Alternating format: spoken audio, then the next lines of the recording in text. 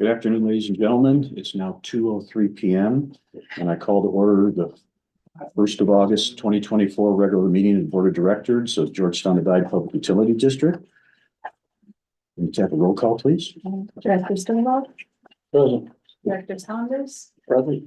Director Thornborough. Here. Vice President Seaman. Here. President McDonald. Here. And presenting staff today, we've got General Manager Nicholas Schneider, Office Finance Manager Jessica Buckle, Water Resource Manager Alexis Elliott, and Legal Counsel Tracy. Thank you. Director Stovall, would you like to lead us in the pledge? Oh, absolutely.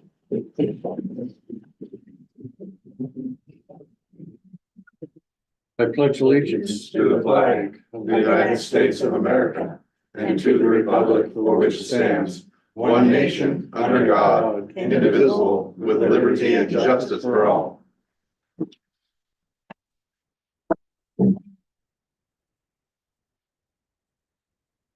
For the adoption of the agenda, are there any public comments on the adoption of the agenda? Just about the agenda or? Just the agenda. Yes, just the. Yeah. Oh, direct. I have a comment, but it's open to the public, right? I think I don't think we have any comments at all. Pardon? I don't think we have any comments for the agenda, so. My only comment is on item 9, the public hearing. It states a notice of a public hearing on August 1st at 2 PM or shortly thereafter. Given that this is the last item on the agenda, I don't think that qualifies for shortly thereafter. It's still the same. It's still the same way you write it. Okay, and it's my opinion to move it shortly after the beginning of the meeting as opposed to the last. We want to do this closer to the end. Well, then it says shortly thereafter on the memo that went out. It doesn't, So, yeah, that's not, Not on that. the shortly thereafter is just terminology for when we post it in the paper. So it's. my comment is that's what's posted and was given in public comment. I guess, what is your concern? That people will come and want to make a public statement? Shortly after 2 o'clock. Okay. So I would like to have it moved You- up on the agenda. That's my point. That's a, if you guys want to That's adjust up to the agenda, that's fine. We can do it. We can do wherever you like. We can fit it in before, after consent. We can fit it in before, after actions. I would say that that's a consensus item between the board. If you want to make a motion to adjust the agenda, please do so. Would you like to do that? I'd like to hear some comments about it first. I'd like to understand what you're referring to, don't you? Yeah. You do understand? No, yeah.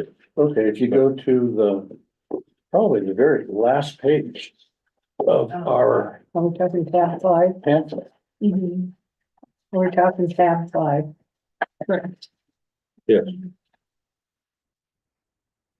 On the very last page of our packet, there's a July 1st, 2024 letter that goes out to the customers. Yeah, okay. And then it says, Ari, a notice of public hearing on August 1st at 2 PM or shortly thereafter. And what I'm saying, this is a matter of public record and we should follow what we say on a public record. Oh, so you're saying it needs to be closer to 2 o'clock So- than 8 o'clock? That is exactly what I'm trying to say. Okay. So it says or shortly thereafter. Yeah. The idea is.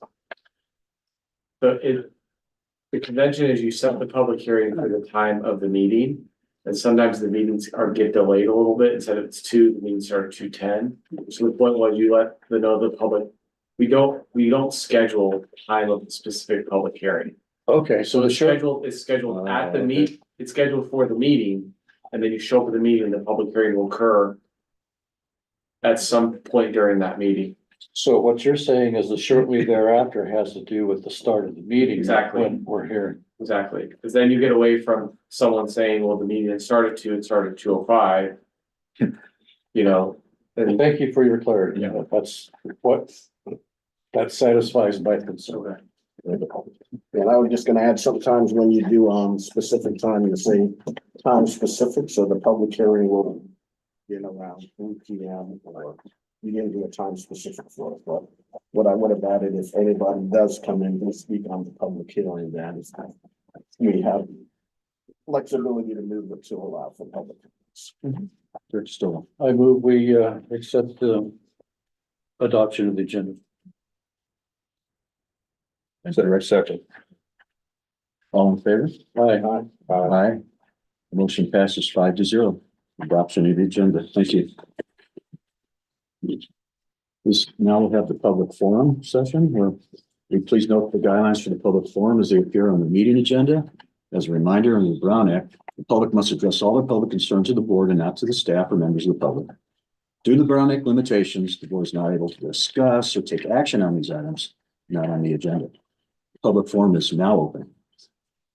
Yes, sure. Okay, so on the meeting packet, which isn't the agenda, can we just get straight on when there's an update? I've sent you emails that when there's an update, are we going to be, you're gonna be adding, you said something like a late report? Ledge, Okay, well, Legislative report? do it with LEG. ledge, we call, yeah. Okay, well, to me, I thought, okay, it's a late on the website. Or is the whole packet going to get changed that item is in? We did send out an email to say what was changed. We highlighted what was changed in the email, so. No, the original email just said an update. The original, yeah, they followed up with one highlighted. Well, then I in got blue. one individually. So it said updated agenda packet. So Updated. packet was. Yeah. Right, but then I go to the agenda packets and the megabits are exactly the same. So I can't figure out where the change was. And then I guess it was something, Can we just, you can't rely on the megabits. Can we rely on reviewing the packet? Because I'm pulled up what's on the website and it is clearly the first thing that is in packet part 2.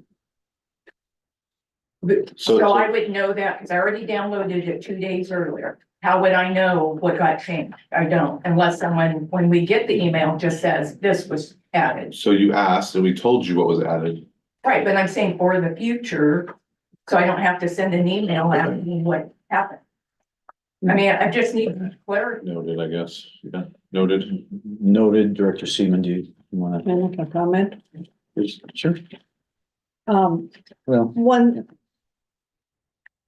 Is is it this no a comment? yes or no? It's a yes, but it's I get a been, shake from the What I would attorney. say is just make sure we close public comment first, we don't back and forth. yeah, that's why I was saying no pub, Yeah, not to yeah. address, and then Right, so, I want to give her the opportunity, Any but other- then I'm following this, so right, is there any other public comment? I don't know yet. Well, I just like clear instructions, just so we're notified when we know there's a change. What it is. I don't know why the email just couldn't say this was added. Packet 1 or something. That's it. Mr. Dowd, any, so now we're closed for public comment. Vice President Seaman. And this is going back to the same problem we keep having is when the packet comes out, the packet is a packet and we don't keep changing it at the last minute. Because this is a problem we're having as a board, I'm having as a board member, having to, chase what the next information is just prior to the meeting. And everything should have come out when it did, and I could say, maybe Monday things get changed, but not 24 hours prior to the meeting. I know legally you can do that. You're not putting the Olympics on, are you? So that is my request, because that's the reason we went to Thursday. The whole point was to get everything out in time. And, I've heard the reasonings over and over, but that's the point I want to make again, that they're all supposed to come out when they come out and get it done. I'd just like to ask, I tried to change the date to a week after, so legislative updates would make it in the packet and the vice president changed the time, so legislative updates would always be probably coming out the 24 to 48 hours, because that's unfortunately the way the state legislative committee is. And I'm not talking about your report. I'm talking about other items that get it changed. Oh, I don't believe we changed anything else this month. And I wanted to make just one comment. That's one way of measuring whether something was changed by looking at the megabit size on the file. But when you only change a date, which may change by a byte or a bit, which is a fraction of a megabyte, at first glance, it might say there was no change, but when you change something that's small, But there was one page that was added, is legislative. Yeah. So to me, that just should have been a line item. So we, Okay. So now we're closed for public comment. Next, the consent calendar, approval of the minutes, consider dissolution of ad hoc committee, grant support committee, and receive the irrigation ordinance, public outreach education campaign. Are there any board members in that? I have a question. My question is, can I ask a question on these items or do I have to pull it to ask a question? You can ask a question without pulling it. Okay, on the dissolution of the ad hoc grant support committee, isn't the duties that are stated in there, ongoing? so an ad hoc committee is a short-term committee. They Right. cannot be, they cannot go for multiple, month. I would just say it's on a specific time period, but doesn't have standing jurisdiction. The ad hoc has to be for a definite period of time for a specified end. So all ad hocs do have to end, depending on the size or the nature of the project. Okay, well, the impression I got from the way it's worded in here is that, they ran out of things to do. They completed their task and so there's nothing for them to do. For now. So that, It will, much like, say, a labor negotiation committee that goes away and then will come back later. They've done their job for now. And then when we would like to reinstitute a grant committee, then we'll reinstitute a grant committee. okay, But since it's been a longer period of time, we wanna, all Director Sini. I'd like to pull the outreach material to make sure every director has seen and read and reviewed and don't have any extra comment. Because that's what's gonna go out to the public and it was brought back to the board from the irrigation committee to review prior to going out. so just wanna make a motion for the other items or you wanna? So if there's no other desire to pull anything, I would make sure there's no public comment on the items that are remaining that would remain on the consent calendar, or if there's any items. And then you can vote on the remaining items on the consent calendar, and then consider item C separately. Any public comment on the portion that hasn't been? We get a motion to vote on the agenda, pull item C. I'll make a motion to vote on consent calendar items A and B. Second. All in favor? Aye. All right.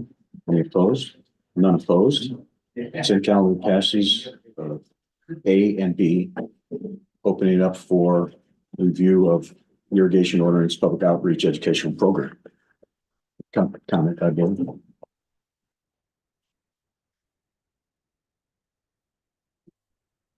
I reviewed it and I found it adequate. I know I had one question at one time.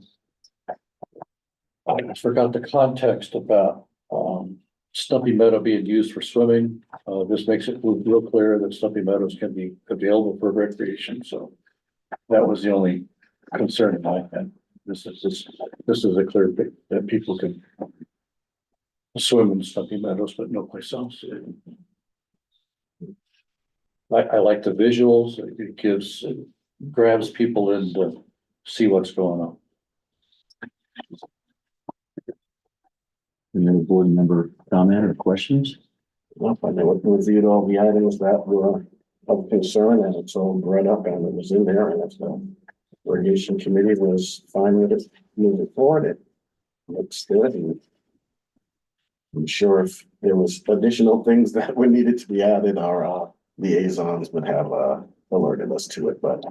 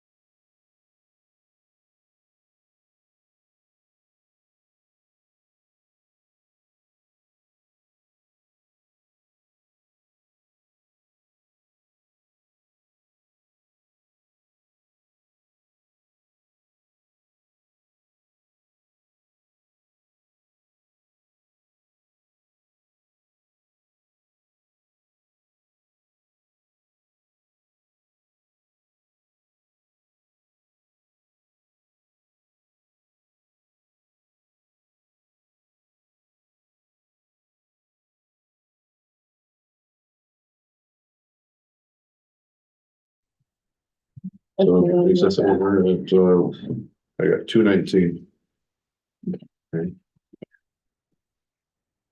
It's 2:19. We're resuming regular meeting of Georgetown Divide Public Utility District Board of Directors meeting.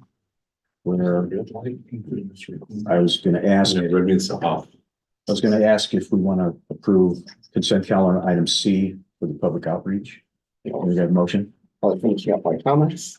Yes, I was in the middle of comments when it stopped off. So I would just like to thank the irrigation committee for their work on this. The one question I had was on the one about swimming. Is that going out to everybody or just irrigation customers? Cause So these are gonna be used as water smart notifications, so that one or any of the specific ones can go out to everybody.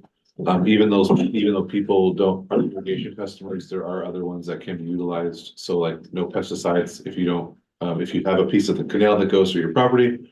Probably don't want to use pesticides there, it's still, so we can send those out to everybody as needed. okay. Yeah, good point. Well, kudos to the committee. Can I get a motion? Any public comment? Public comment on the added items for board? The irrigation, Yes, Let's see. okay, it's not in the packet. It is. Yeah, 4C. page, Oh, okay. Got it. None, okay. Back to the board for a motion. I make a motion that we, send these to staff to put out to the public. And as a board, we approve it. We got a second? Second. All in favor? Aye. Aye. 5 all in favor, none opposed, motion passes. Pass the consent calendar. Next, Office Finance Manager's Report. Before I open to public comment, the board members will have a chance to speak, and we'll wait till she finishes both reports before anyone provides comment from the public.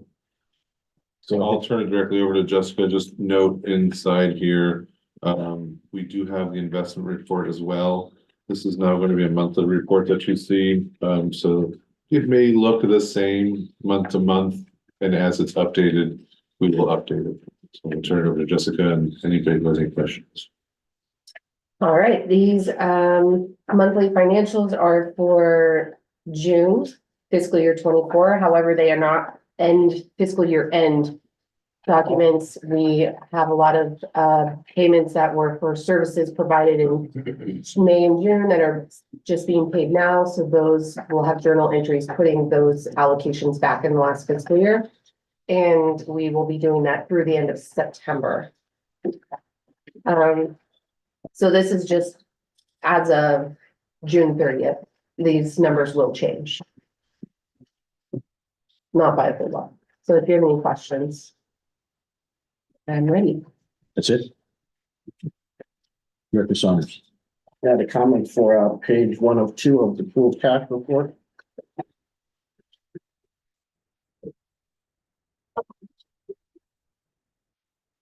Okay. So in light of if the bill passes where we have to have that low income rate assistance plan update. I want to know if we wanted to consider having the Lyra fund put on that page as one of our food cash reports. I think that's definitely something we can consider. If the board would like it, we can, once that bill passes, we can bring that item to the board for consideration. And that's all I have. Any other director? Oh, no. I have a question on, the labs, the COS labs. I was looking at the year to date, which is, I know not the final year, may or may not be the final year to date. And since we just went over that, it was supposed to be, the contract was supposed to be somewhere between 11 and 13,000, and I see it's at 32,800. So is there, why all of a sudden is that almost is over doubled? Why, I guess question, why would it be 11 and 13? Because this is everything that we do. So wastewater, treated water. Right, and you put the contract out with the amounts, you did a survey of multiple different That was for companies. treated water only. We put the item that we sent to you was for the treated water portion. Item that we discussed in the board meeting was for treated water. When I requested for labs, I requested for labs, all labs, not just one part of a lab report that goes out or sampling that goes out. So I'm asking, is this part of something else that's been added to it? Like there was some special sampling that went out, hint, hint, maybe that could be it. That's why it cranked it up twice as what it is year to date. Or, If you give me the chance to look into it, I'd be happy to Perfect, give you a thank you. breakdown of the numbers. thank you.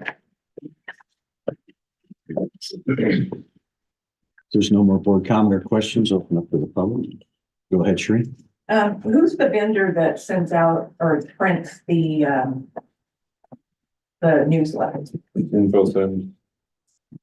Is there a reason why we're not doing it in the bills and sending out extra all the time?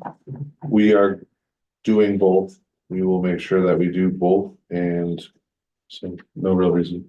Well, to me, why spend the extra postage when you can put it on the bill? Noted. That was my original suggestion 2 years ago. Noted. Okay, we'll now close it to public comment. Moving on to information item 6. Board reports. We'll start out now by. Investment report. Okay. The investment report was part of the original. Did you have something on the investment report? Because it's all together. All the financial reports and investment reports are all done together. Oh, I thought there was gonna be. I thought you were gonna report, so. We don't have a special report for it. It's just I was just trying to make note that it's now being included there because a legal requirement to have that as a monthly report. So I didn't have a question on that. Okay.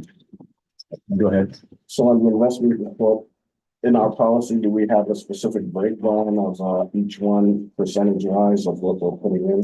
Do we have Like, do we have a specific, like 30% in this, 20% that, or it's just? no, it's based on what our Based on what financial, our financial. what the financial advisor recommends. I think it's a 70-30 is what we can legally do. And so it's along those lines. It's 70 treasuries and treasury CDs, those types of funds, and then 30 to non-pooled funds.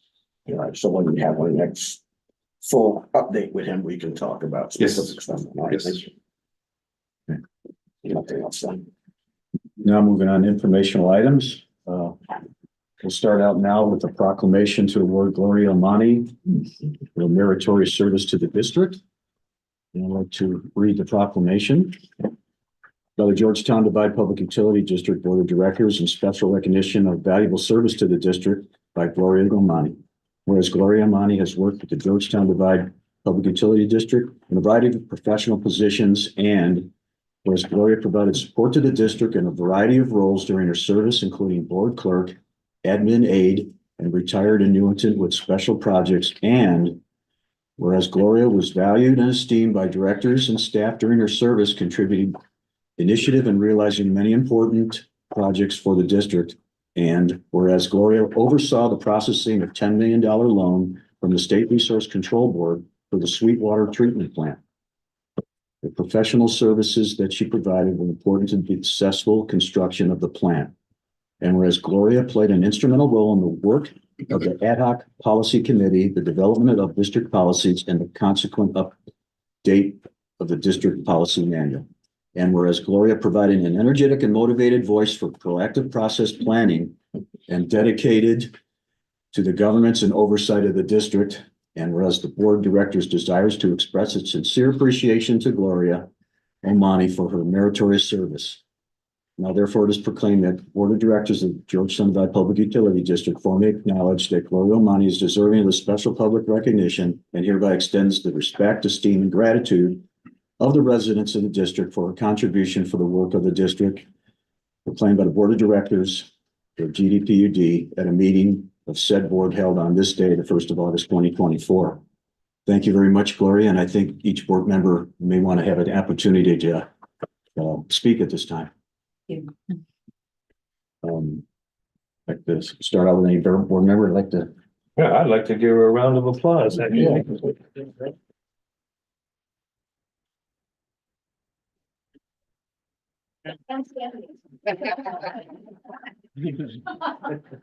There's not much difference. Go nine, right? No, no. I know that Director Saunders probably has something to say. Yeah, so I probably worked with Gloria the longest, from sitting in the seats with the regular community members, trying to figure out what's going on, to, hey, why don't you get involved with the finance committee now? Look where it led me. So but she's been pretty instrumental. We've had a lot of great work that's been done in the district, and that she's been a huge part of, and she's helped bring on our new staff. She's had a part in training with everybody that's around here as well. So her legacy will continue. So glad you're finally able to make it in, so we can give you this recognition. And a lot of the things that you started will be really a big part of the district. The biggest one is that policy, which we keep working on and tweaking, and eventually, once that gets down, that's going to be one of the guiding lights for this district. So thank you. Thank you. Yes, sir. When I first saw you in action, I was a member of the public, and I know firsthand how difficult it is to be on top of the progress payments and progress billings and all that sort of stuff for large projects like that, and get all the ducks in a row in order that there's no delays coming from the state and all that. And that was my first exposure to you, and I've always been very impressed at how organized you were and how well you handled that. The other thing I like to say is I don't have any idea why this was put off for so long. I mean, it seems like this should have been done a long time ago. I had back surgery. Oh, okay, all right. We have a reason. The other reason. We had a reason. Oh, okay. It wasn't like we were trying to forget her. It's kind of a mediocre, it's kind of a mediocre In attendance. reason. I think we could all went down to the hospital and said, here you go. That could have been fun. I don't think your 5 ugly months was the one she wanted. And you would have had to allow the public comment. In camera. Yeah. And the owl.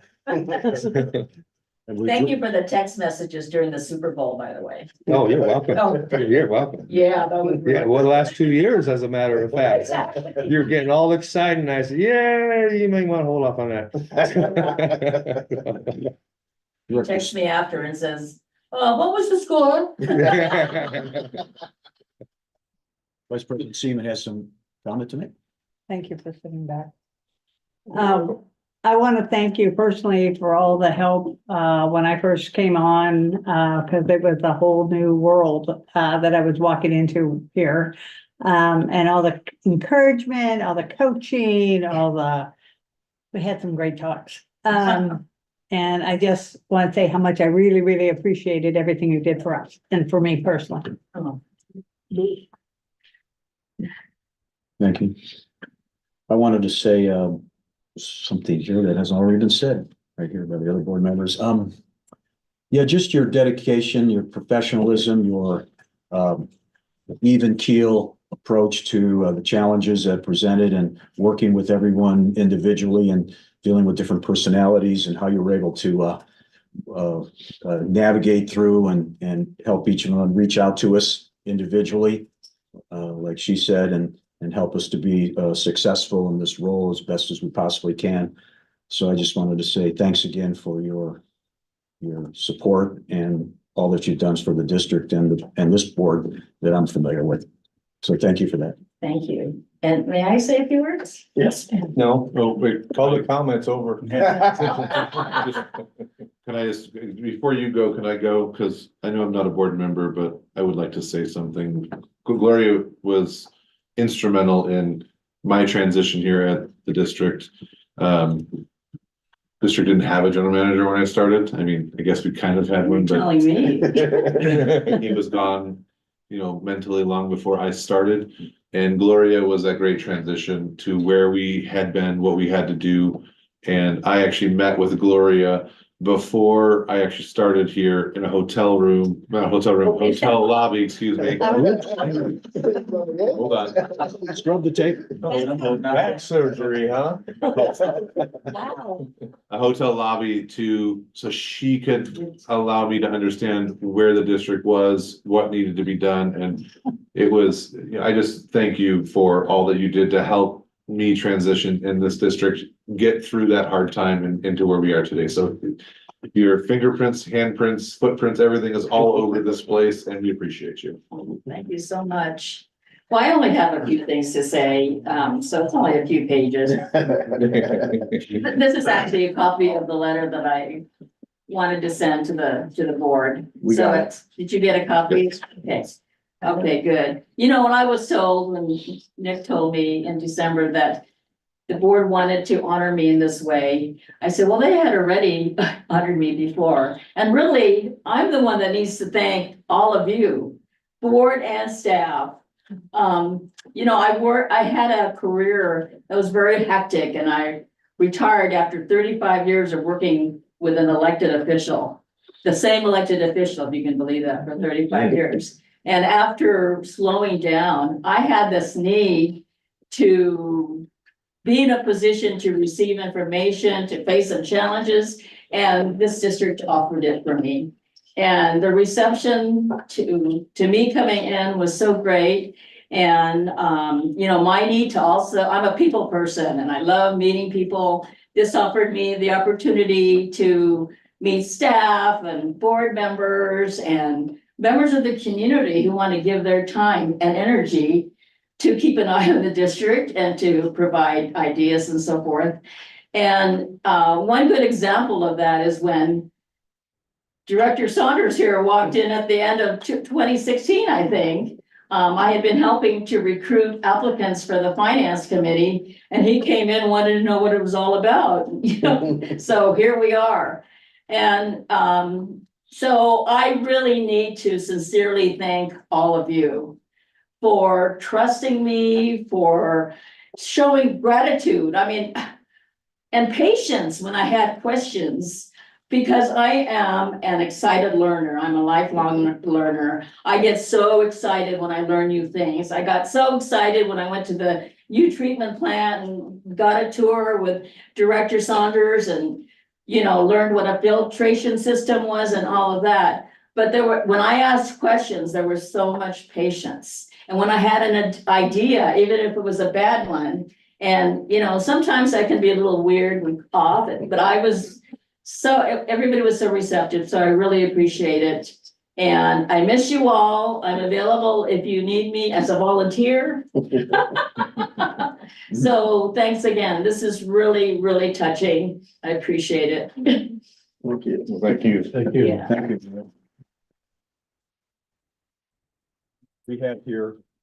Oh, thank you. Yeah. Well, thank you so much. And if you'll excuse me, this is sort of my, you know, my horizontal life pause time. So if you could excuse me, I'm gonna have to leave. Yeah. Okay? You guys want to come around? Let's take a photo.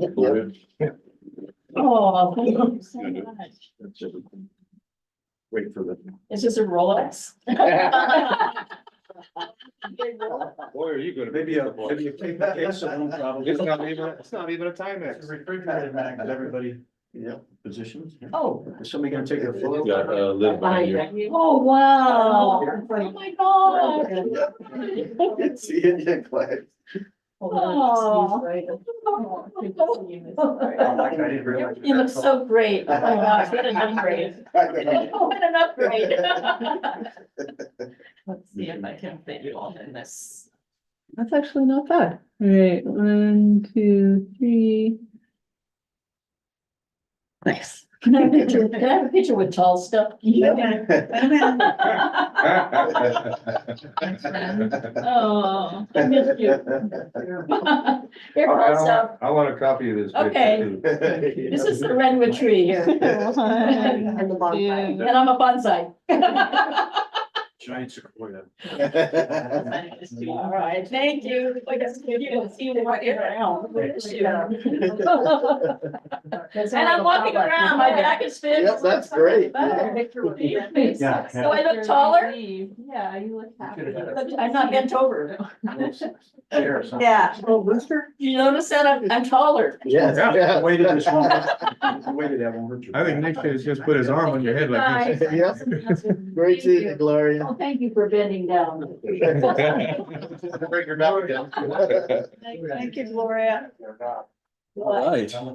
Oh, I know. See, they got robbed. Yeah, Go Niners. How many years in a row? All Guys. right, see you, Larry. Yeah, that's good stuff.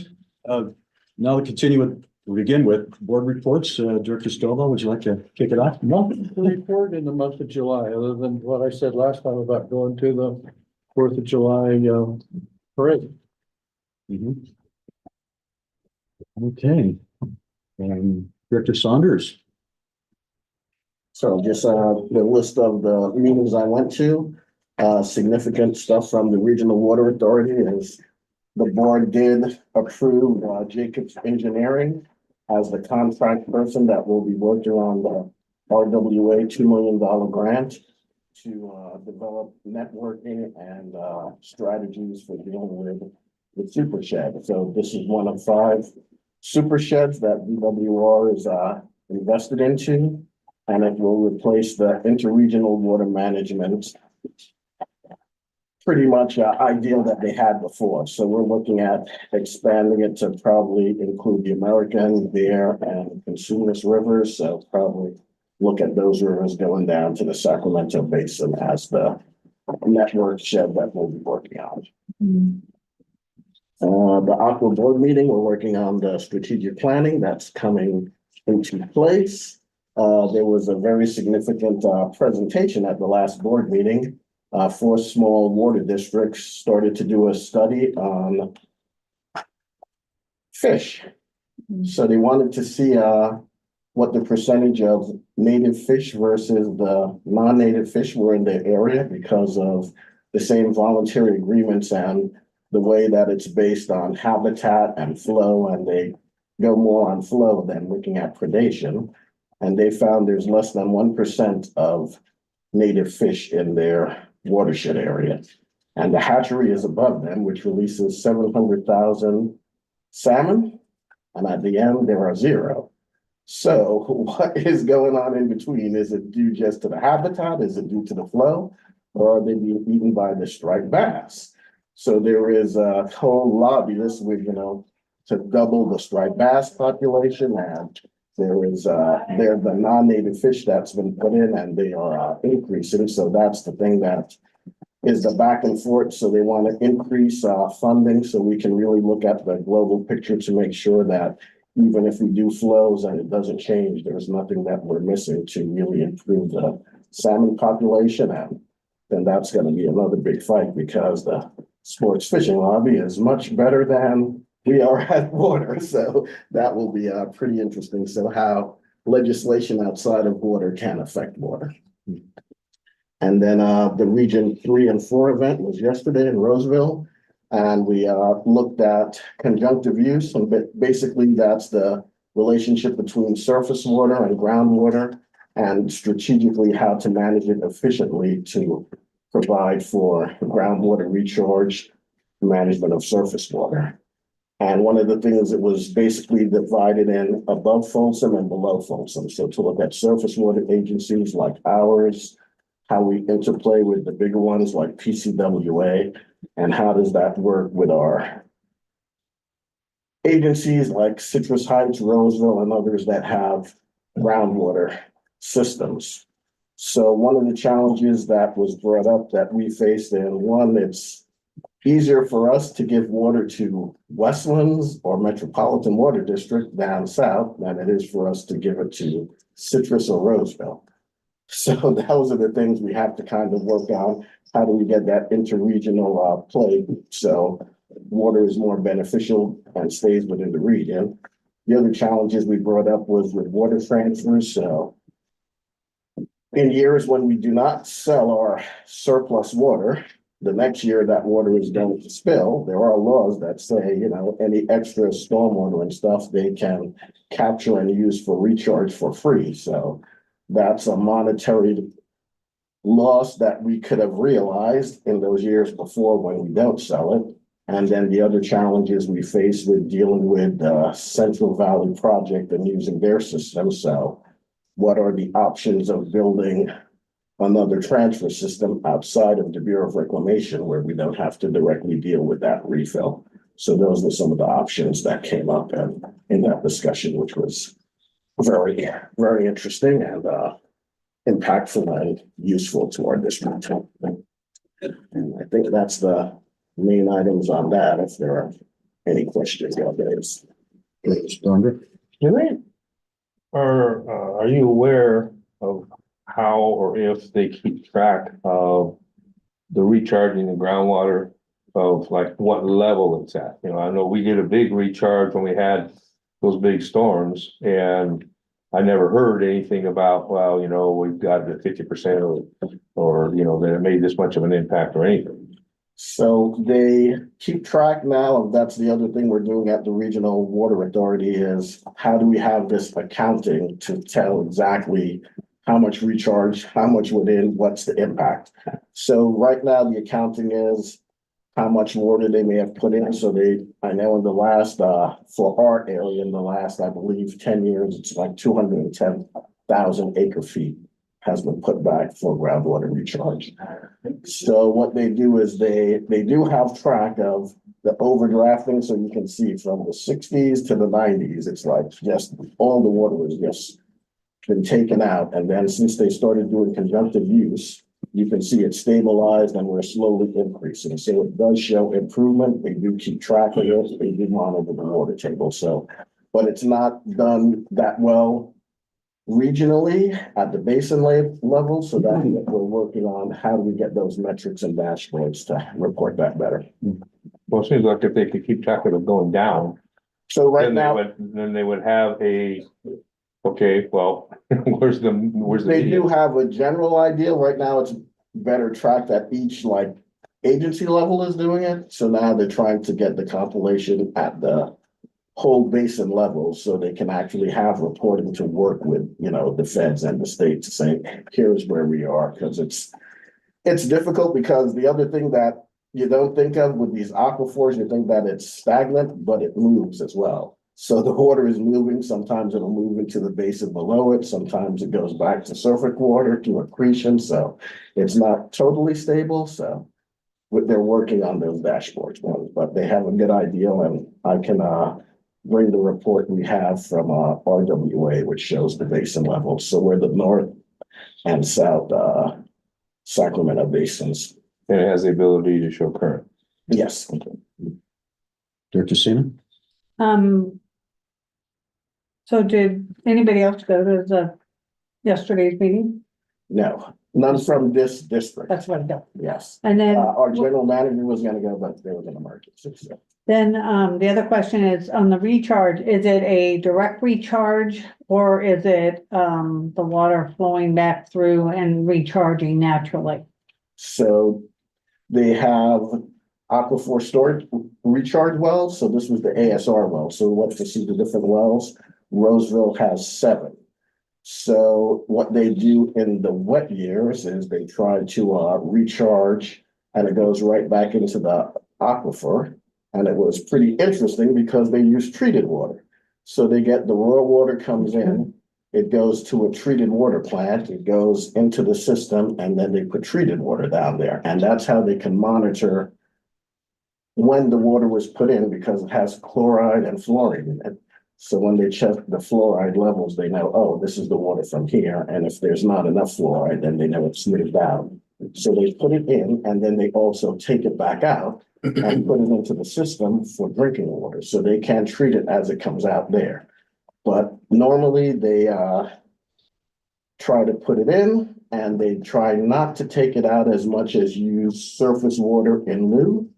So they will save their groundwater by purchasing or using their surface water. So that's their second recharge. But it does go back in the system. And when that happens, people will call and say, are we using groundwater? Because I believe there's a change in the taste or smell. Treated water or wastewater? Treated Because water, they use also, they do reclaimed water correct, at Roseville. yeah, So many agencies will pump the wastewater back into the ground, not treated water, because treated water has chlorine, the fluorides and all the crap that you really don't want into groundwater to start with.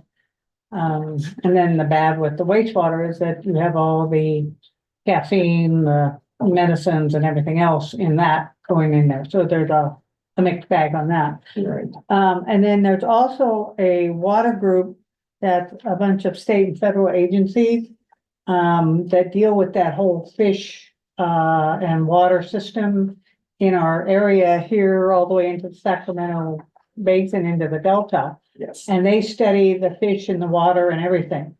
And it sounds like who you're talking to is not in that group. Because They're all in the same group, and it's the studies that came from those agencies that went in that was missing that portion, so that's what they wanted to highlight. thank you. Thank you.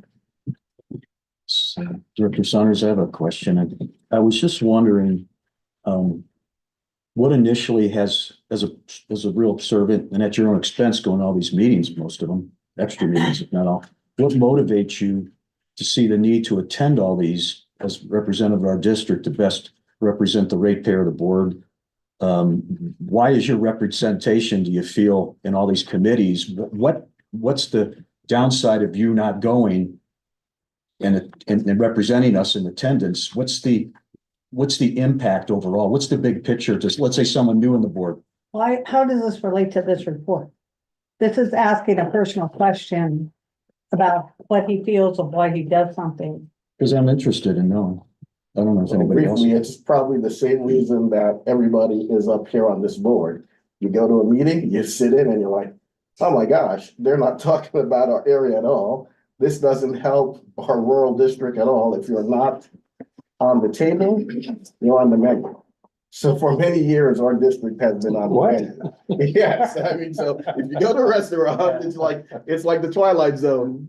To serve, man, it's a cookbook. So if all of these things come up, if you're not on the table, you end up on the menu. And that's pretty much a lot of the things with cookie cutters, a lot of the mandates that have been coming in. So for me to be able to be on these many boards and many districts and work groups and actually help write some of the legislation and regulation, it's able to, one, protect our district, to provide our interest, and to alert them that, hey, here we are, and this is a challenge that we face that no one is dealing with, and hopefully it'll come back with getting us funding and resources. So that's why I do it. Thank you.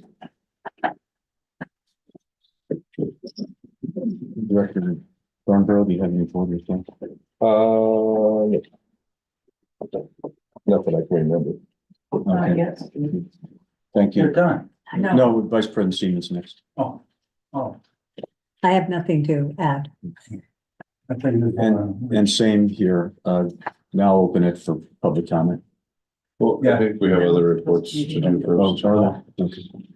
Don't forget. With Board member reports? We're counting on it. the opt-in report, the water resource report, and the general report. Okay. Go ahead with the operations manager's report. So Adam is off today. I'm gonna do my best job, and best impression of Adam, which will be a poor impression.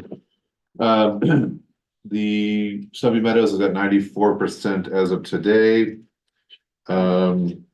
You can see that we used in June, we used a little bit more water, more treated water than we did in 2023. That was a note. Some of the pictures, this is not necessarily directly where the work was done, but we had lateral repairs that were approximately 79 hours, labor hours. You can see some of the pictures of the vegetation clearing that we've been doing. That was 42 labor hours. We did some more vegetation clearing in the upper section, that's 14 hours. And then our guys got trained to do confined space rescue training.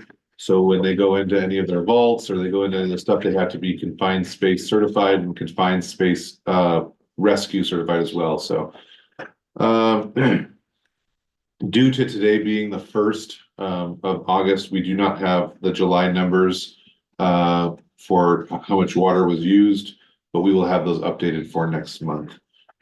Be happy to take any questions. Like I said, I'll do the best I can. Director Stoll. Just checking out, looking at the events on the activities, page 2, the labor hours on breaks and USA. Is that normal hours? I mean, normal hours? I did go back and look at previous reports, but 100, almost 200 hours on main breaks. So I would say that's Typical. pretty typical. Okay. So, When we have the breaks, do we have to estimate water losses and document the water? Thank you. Yes, we do. Yeah, it's part of the NPD gas report. So they clock like how big of a hole it was or a split or, and then it all goes into cardiograph. I pull it out and put it in that report. Okay. And then, on next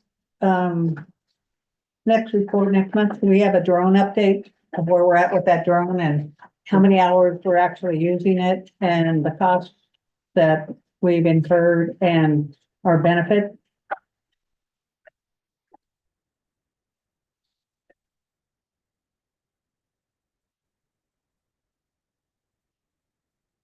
Yeah, I got it right down. I'm giving you the eye or what today? A little bit. Water resources. So just for the note for the public and for the board, water resources report was not put into the packet, and this was not an oversight on our part. This was we had one of our staff members had quite a harrowing couple weeks, and it was my decision to allow her to put it in posthumously. So we will. Actually, that's not. We died, so I guess we're not doing a post. We're putting it in. It will be part of the packet as of tomorrow, and I apologize for the public. If you would like a copy of it, please find it tomorrow. She's going to read the numbers off, and this is going to be for the record. But there was quite an incident that I gave Alexis some time and told her that we're not having it ready for the board meeting. So. Yeah. We were rating also a previous employee, so I don't know if that helps, but. So we had 154 routine inspections, 3 were escrows. We were under our, usage for the month. We were actually pretty low. It was still a little bit more daily usage in the CDS than last year, but it's creeping down. At 14,959 gallons on the average per day. The temperature report, even though it did kind of get warm again, they're still saying that this winter it's going to be one of the El Nino, which I think usually just means that we're going to get snow earlier. I don't know how much, but when I look back at numbers, it's fallen with like the 2019 numbers. And I mean, I only have rainfall on here, but 2019, we got almost 60 inches of rain in Sweetwater Plant. So we're at 36 right now. That's really about it. Board, questions, comments?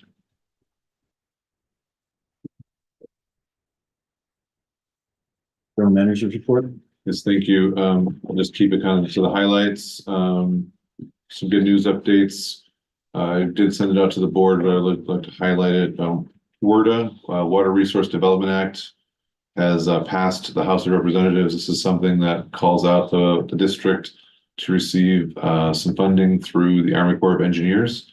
It's still a long way away, but it's a great sign. We've made it through 2 major hurdles, and we have a few more hurdles to run before the end of the race, but we're doing really good. That would bring in approximately $20.5 million to help explore water supply reliability and additional work up near Stumpy Meadows. Started working with the EPA on our $1.25 million federal appropriation for the water tank down at the Sweetwater plant. We're still working with the engineer on design and size, so we still don't have any answers for that yet.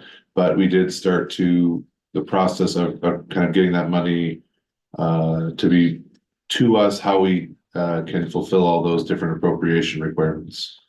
August is going to be a busy month for the district and for myself. To note, we do have a National Night Out, which we'll be participating in next Tuesday. That's from 5 to 8. I will be at a state ledge meeting, for one for the CSDA, one for Aqua, but CSDA is August 2nd. Aqua is August 9th. I will also be participating in, the CSDA Fiscal Committee, Aqua Headwaters Committee, and the GM Utility and Managers Workshop, which is an RWA-led group of all the managers and GMs that get together to discuss watershed-related problems. I will also be attending the Aqua Executive Edge GM Leadership Seminar from August 29th to August 30th.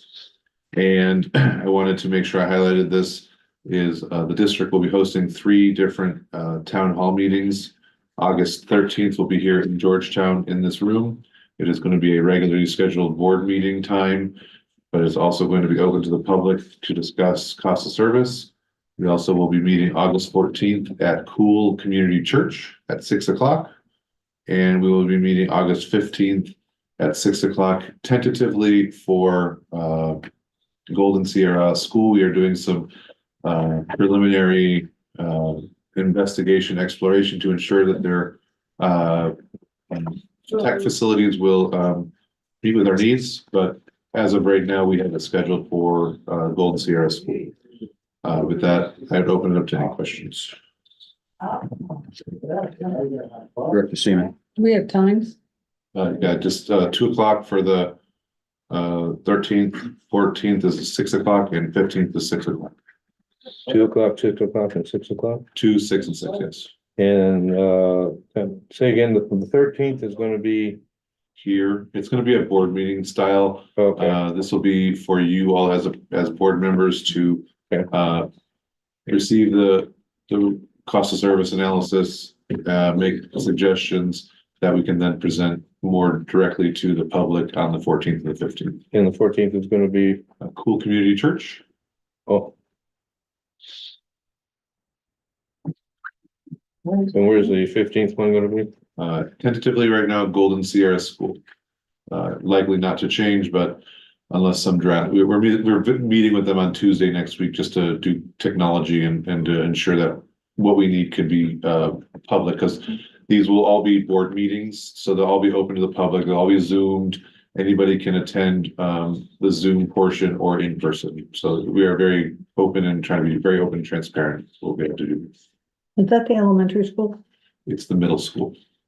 It's in Garden Valley. Oh, It's middle school and the high school. Yeah, that's what I'm saying. Oh, We wanted to spread the town halls throughout the district. no, I'm just trying to understand where Sure. it's at. Yeah. We wanted to make, it was the best location. We were gonna do the Grange there in Garden Valley. They just don't have the right facilities for us, and the school was a little bit more accommodating. No. And that's at 6 also. Correct. Okay. Nicholas, you have any more? That's all. And I'll open up. For Thank you. Director Gary. Sorry. Go ahead. I can catch up on my notes, so For the go ahead. Aqua Executive Edge leadership, they are offering any other managers that you would like to bring, and there is scholarships available for anyone that else is interested in the district that you would send. So Probably not a bad idea. I'll ask around. yep, and let us know, and we Aqua Region 3 has scholarships available. Oh, great. Okay, now I'm ready. Sorry. That's okay. I'm asking what you're asking. I didn't get the date.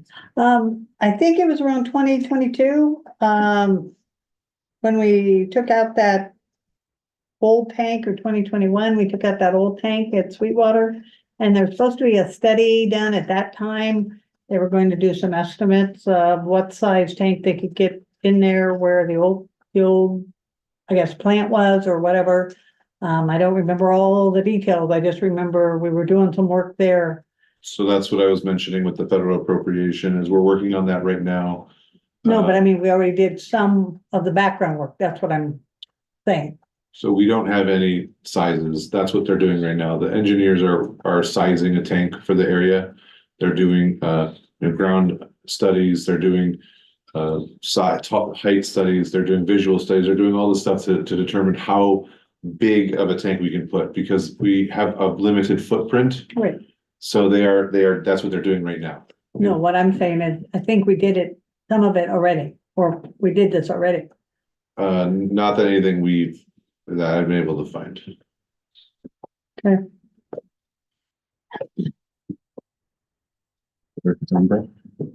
No questions. Okay. Now open for public comment. Mr. Stroud. Yeah, Stephen Dow. Michael, I want to thank you for all the meetings you go to and your dedication to this community. You're a godsend. Keep it up. And I think you deserve an award, just like Gloria got, with 10 times the amount of ands in When you guys vote me out, then I'll get it. You deserve it now. that. But I want to ask you a question too on your comments on your thing there that you're saying how the groundwater was going down, or they're checking out the groundwater, trying to figure out how much was in it. But I remember 20 years ago, it seemed they were talking about how the ground had dropped 2 feet.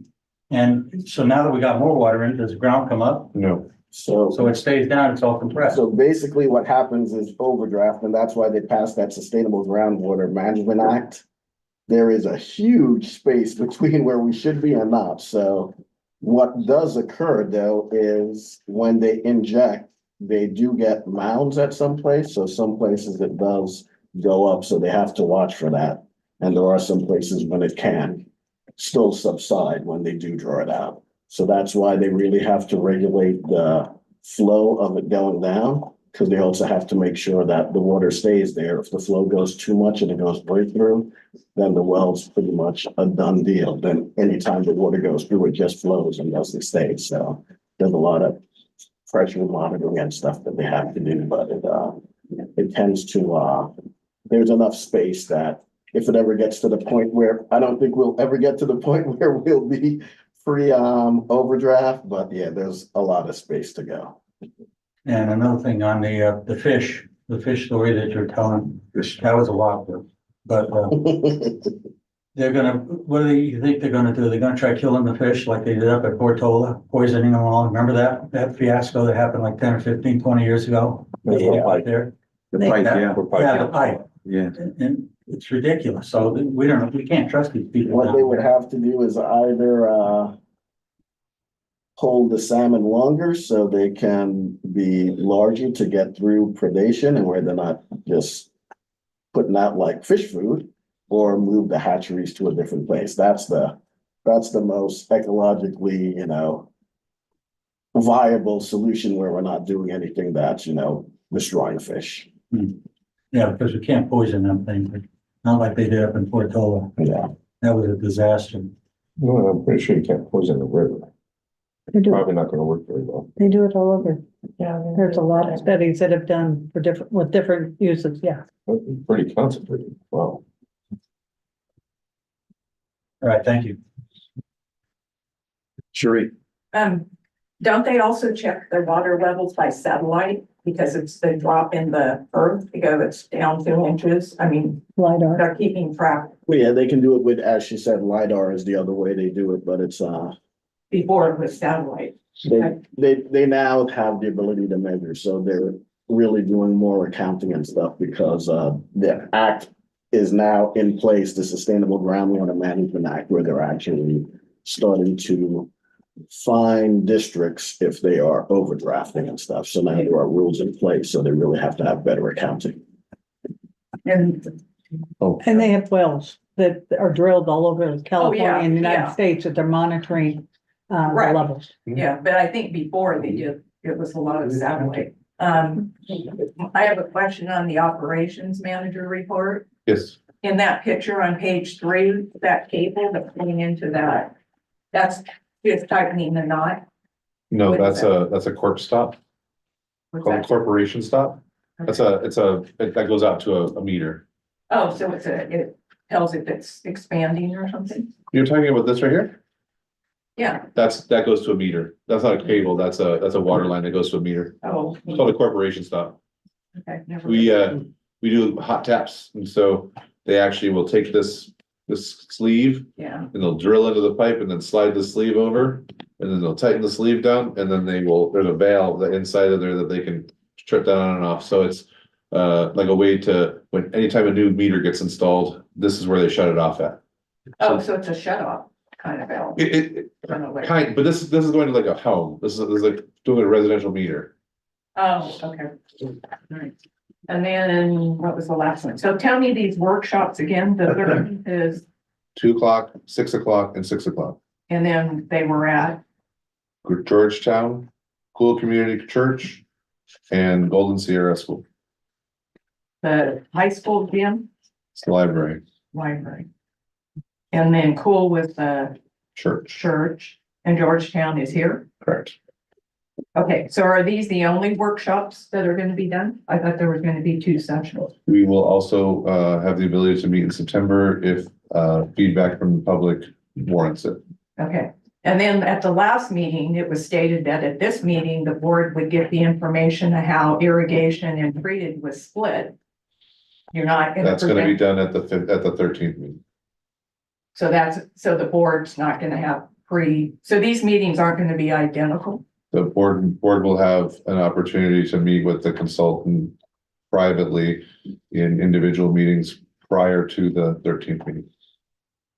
Okay, so we don't know any of how things are divided up. You will find out on the 13th. Okay.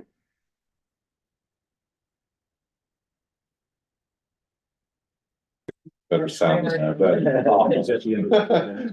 I feel like a Disney movie. A Disney movie is starting. We'll now close it to public comment, open it up for committee reports, irrigation committee first, Director Seaman or Thornborough. We met, and we went over the information that we were putting out to the public and made a point to have it come before the board since the board had requested this on other occasions. So that was about all we had. We had a very good meeting. There's a lot of good ideas went into that. A lot of modification and stuff. Thank you very much. Is the next meeting still on the 20th? Okay. Thank you. B, Finance Committee, Andy Fisher, Chairman. We didn't have a meeting. C, Ad hoc Labor Negotiations Committee, Director Thornborough. That's going to be everything related to that. I'll have to discuss in closed session. Okay. D, Ad hoc Strategic Planning Committee. So we had sent out meeting notices or meeting clarification for the 2 board members, Director Stovall and Director Seaman, to request when we can have our first meeting. We are hoping sometime in August. Email. Thank you. Okay. Any board members like to make comment on the committee reports? Board members right now. We did include the grant, just for your information, we included the grant sheet one more time. We will also keep that included. I will probably likely put that under the office finance or manager report, just so you can see what grants we have that we're tracking and we have in awarded, submitted, and what we're looking at in the future. Board member comment, and release now. Okay, I'll now open it to public comment. Mr. Dowd? There was a time in the past when we had the board meetings like today. And irrigation and finance committee members would show up and give their reports. And I haven't seen any of them for many, many meetings. It's like Do they exist? What happened to them? How come they don't come in? They should be in here. Steve Miller, when he was the president of the finance committee, he was here every time. As a liaison to the finance committee, there was no meeting this last time. Yeah, they said. Before that, there was a combined board meeting. And all the time during the budget review, they were here every time. So I disagree with you that they've been here and active except when the committee's been inactive. Yeah, but they still should, somebody should be here representing. Well, there was nothing to represent. We didn't meet because They the got, budget was adopted. Steve, we have some openings on the finance committee. We'd love to have you, and then you can be our finance committee. representative. Yeah. And that's I'll all. second that. all the time. And can I respond to this? We can move this on a little bit. You gotta remember, one, they're volunteers, and two, we're so thankful they show up to the meetings. So, I mean, I'm not gonna say, oh, and make excuses of why they were here or weren't here. They're busy just like the rest of us. And they do an excellent job, and I respect their time. And if it just is me to give an update, we can get, you know, you show up to the irrigation committee, or when you know it's at 2:00. I showed up at 3:30. I know. You guys started. I was early. online. We saw you coming to I was here. You were coming around the corner, yes. I invited you to come back Sorry. in so we could do it over. Anyway, I'm done.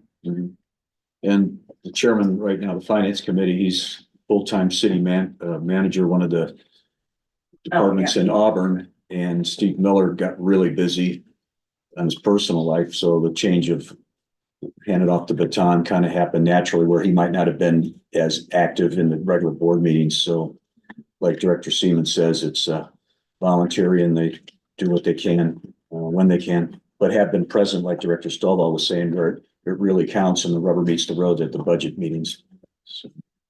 So good question. Thank you. Any other public comment? I'll now close for public comment. Let's see, now action items. 8A, receive legislative update and develop district positions from Director Saunders.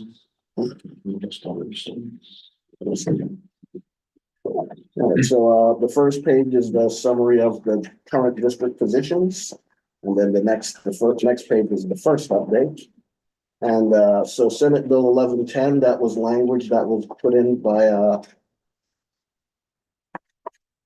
the State Water Resource Control Board on enforcement of the water use efficiency regulations.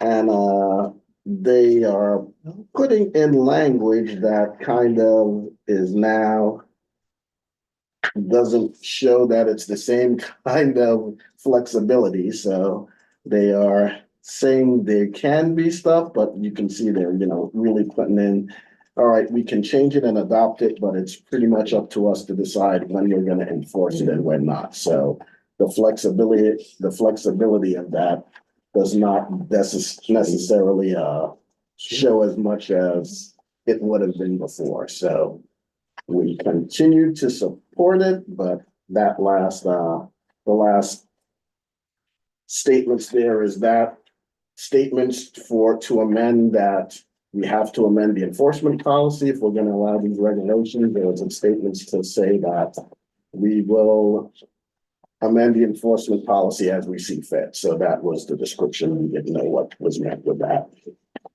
Senate Bill 1088, that's Senator Alvarado's Gill bill that should work with Tahoe Public Utility District, and some key language was changed, which is very beneficial to us, because instead of small community and fire resilience, all of those would change to water infrastructure for community wildfire protection program. That's a specific change, which means money goes to water infrastructure, which means it will go to the agency. So that was a pretty big language change that was amended there. And they changed Assembly Bill 1827, that's fees for higher water usage, to reflect the incrementally higher cost of water service. They changed parcel use to water use, so it's specific to increasing water use and not just increasing parcel size. So that was changed as well. And then the bill that we signed on to the coalition letter, SB 1255, that was on the water race assistance program. That was opposed unless amended. I put in a copy of the coalition letter.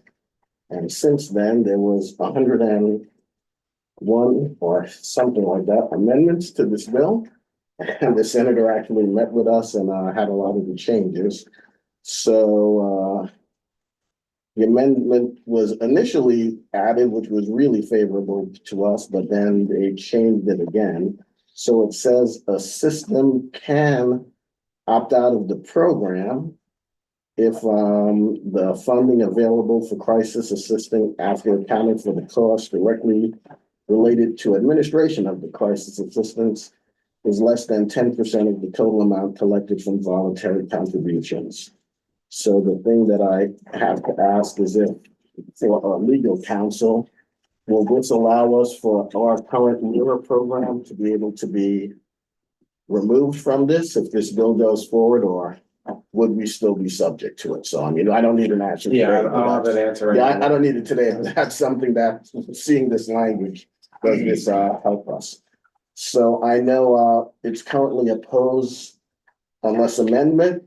We're part of a coalition, and I believe if the coalition changes, I would like for us to go up to neutral. So anything, if they no longer oppose it or they're not actively opposing it, we can change and be part of that coalition. I would not recommend us to support it because we have our own low-income rate assistance program, and it still is a voluntary opt-in for rate customers. And there was a whole bunch of questions I added with this as well. It says, if you meet that point, then you get a refund. There was a whole paragraph put in about how this is not a gift of public funds. So now if there's 4,000 people opt in, but we only need 1,000. So how do you determine which 3,000 get their money back? And now giving that back, is it a gift of public funds? Because some put in money and others didn't. So that makes it all crazy. And then as the other one is the federal bill, the Water Resource Development Act, which Nicholas talked about in his GM report. So that bill is HR 8812. And I recommend that we support this bill, and this way we can have our any letters that we want to send to the senators, because now it's in the Senate, to help push forward that we're in support of this bill and hope that they would pass it as well. So that would be my recommendation, that we support HR 8812. Any questions? I see your hand up. That's something. So there seems Could we get it? I just looked up this other term in here called public peace, which I've never heard thrown out there. So is this something new? I've heard, health, welfare, environmental, blah, blah, blah. But there's this term in here called public peace. How's that spelled? And what public peace means information that might affect a large section of the society, and information that a large section of the society might want to know. What does that mean? Where are you referring to public It's in- peace? it's In section B at the 5, bottom. B at the bottom. And it talks notwithstanding chapter 3, 4, 5, blah, blah, blah. Of government code, any emergency regulations adopted by the State Water Resources Control Board for. Oh, that was the next turn of help with that. Oh, no, about that. Office of Administrative Laws necessary for the immediate preservation of public peace. Health, safety, and general welfare. I think you have as many questions as we all do. Okay, because I looked it up and I still don't know Yeah, what the so the heck it state means. board is mission creep kind of. They're making up new words? Well, a lot of their stuff is they're Well, no, I looking mean, for more power. They're looking for more things to do, and so they do increase some of the vocabulary that we have to learn. And so I would say that your questions are valid and I don't have a great answer for them. So I'm gonna say at this point, I don't know, but I can give you some more information when I find out. Okay, yeah, cause I looked at it, and I still can't figure out what the heck they're talking about. I got a question for Bob. You know, you're keeping track of all these Yeah, acronyms, so you're gonna start adding the special vocabulary to that collection? well, I realize that every profession has its own language, so to be a professional in the water language, I guess we need to learn about peace. Yeah, Public peace, as opposed to rioting, Yeah. yeah. yeah. Thank you. Okay, that would be, okay, So I guess we would need a motion to accept those, recommended district positions. board member motion? We didn't change any of them. One would be to allow the flexibility for Senate Bill 1255 if they do take off their opponent for us to go to neutral. Right. Because they are meeting, So for right now, we're not changing anything. but it may occur before our next meeting. This one. That's gonna go like before we come back, that should be voted on. And the federal bill would be to support now, so we can contact senators as a district and send letters of support. So when we support federal bills, it's a different process than writing letters. It's gonna be through our It's federal. through our advocates, federal yes. lobbyists it's, if you send a letter to a federal senator, they're not gonna look at it. They don't, it's not the same process as it is here locally. It still helps, but, and this way, if I meet up with the two of them, I can actually say, hey, as a member of GPUD, this is one of the Yeah, things. that's- asking for support. Well, it also scares them when you walk in and you say, hey, oh, by the way, I'm from this area and you're out of their area, or you're in, like what I did that one time.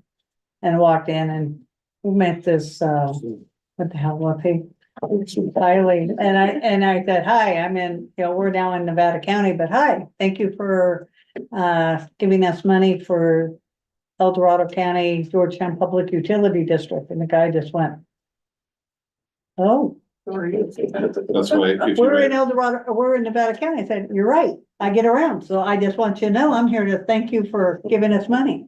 hence the letters don't go very far because they don't even know what they're doing from 5 minutes. to the It's next okay. one. You make them aware. I totally agree. That's why you set your dogs on them and that's why we pay for dogs in Washington, because we can have more face-to-face contact with them that way and they can really work the system. Director Sarnes, we'd like to make the recommendation with your language and With a motion. Yep, I'd make the motion that we support the district position to allow Senate Bill 1255 to be go to neutral if the coalition decides to move that way, and recommend we support HR 8812. Second. all in favor? Aye. Aye. Motion's unanimous, 0 opposed.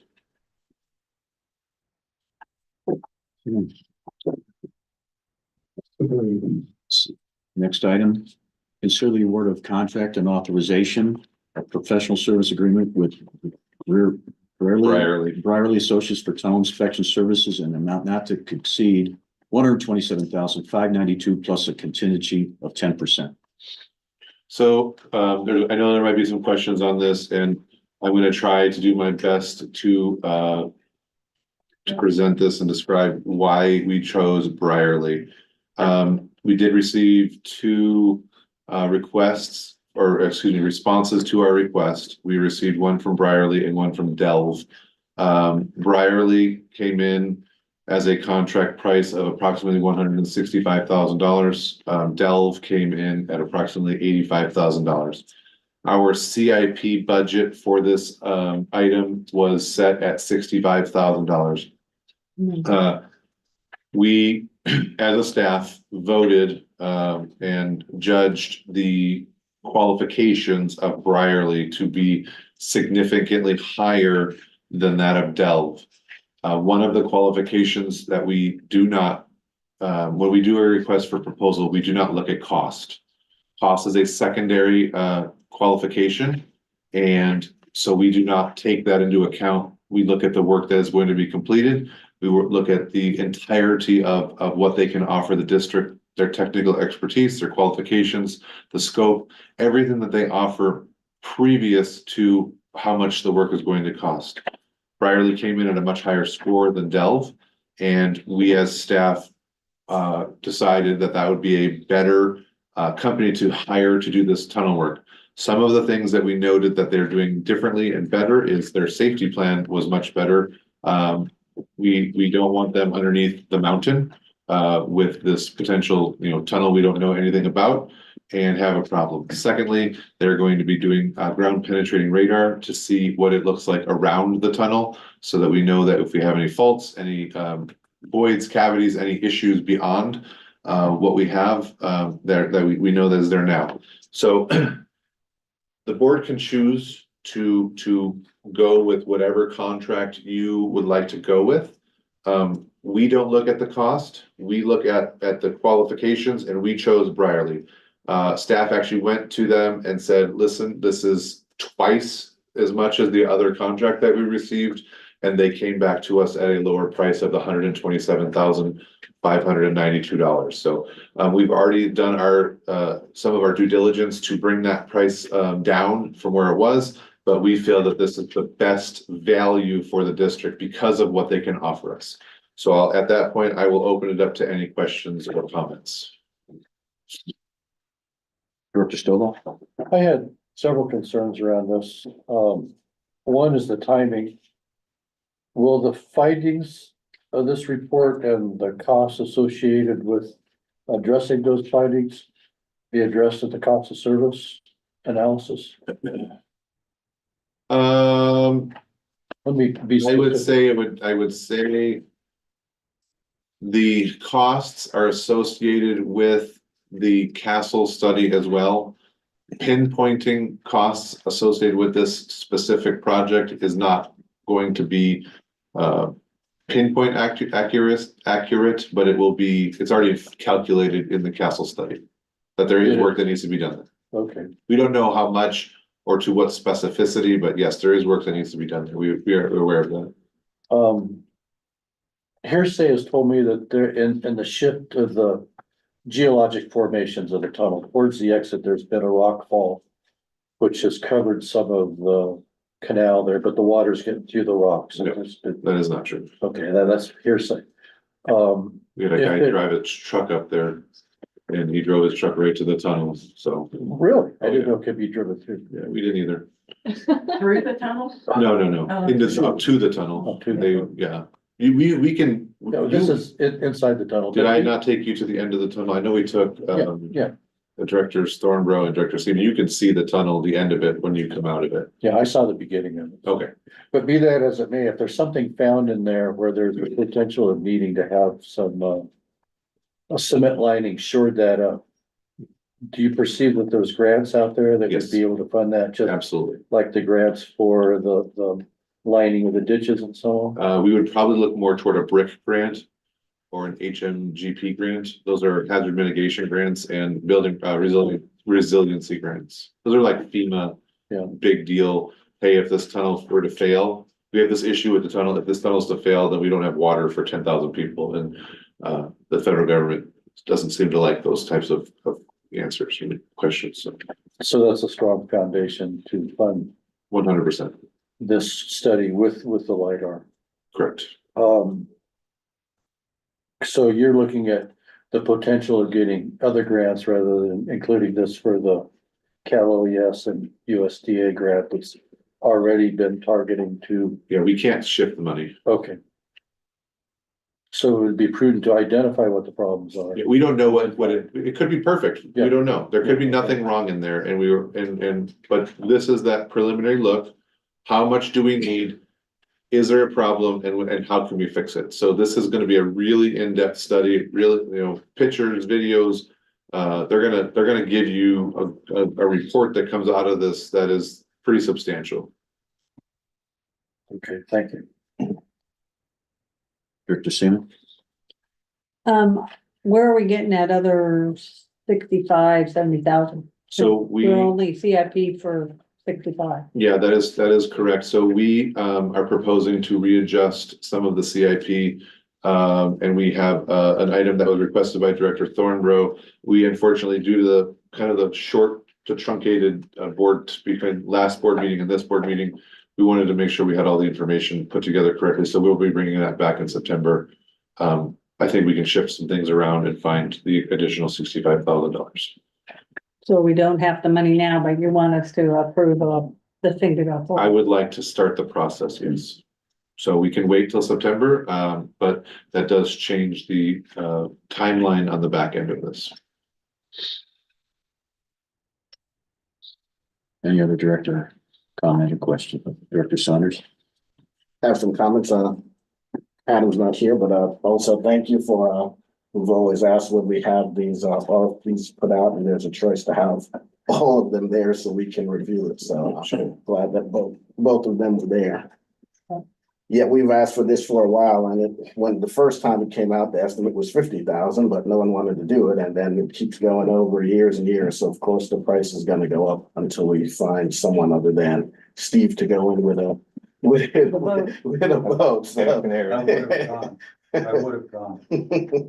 Probably a fraction of that.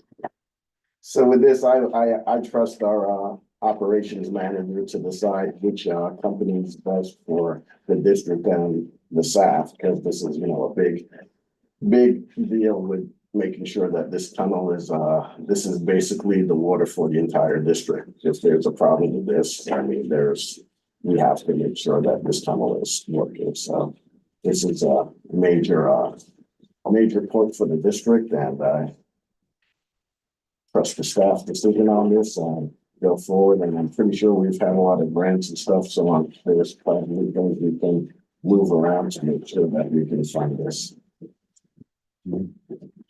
Any other director Saunders? This is something that's been needing done for a very, very long time. And I think we've been really, really lucky that we haven't had any problems. Bob, I think of what you were referring to was they did discover that back in '94, back in the early '90s, when it was actually walked, and they discovered they had a little cave in and they had to fix it. But I think we've been trying to find somebody, like Mike said, we've been trying to find somebody to go in there other than Steve. And I think we need to get on the ball with this. I think we're pressing our luck. Given that it's not exactly an apples and apples comparison, it's more like apples and kumquats for what services they can provide us with the capabilities they have to offer. But as far as value is concerned, I trust the staff to determine value. And so I'm in agreement with Director Saunders on your choice. Thank you. Can I get a motion? Let's see. Public comments? Yeah, public comments, please. So what is the big difference in security between these two firms? Not security, it's safety. The safety plan there was almost no safety plan for Dell. And they're also doing ground penetrating radar from Briarley. So that's looking at, just beyond the tunnel. So we're not just looking at the tunnel itself, we're looking behind it. Yeah, behind it. From the top They're gonna go in the tunnel and, and then yeah, do it inside. Yeah. And will they do a video? So the I video, believe, yeah, I'm pretty sure that's probably, hopefully that would. I'm sure that they're gonna ask for video, pictures, a whole nine.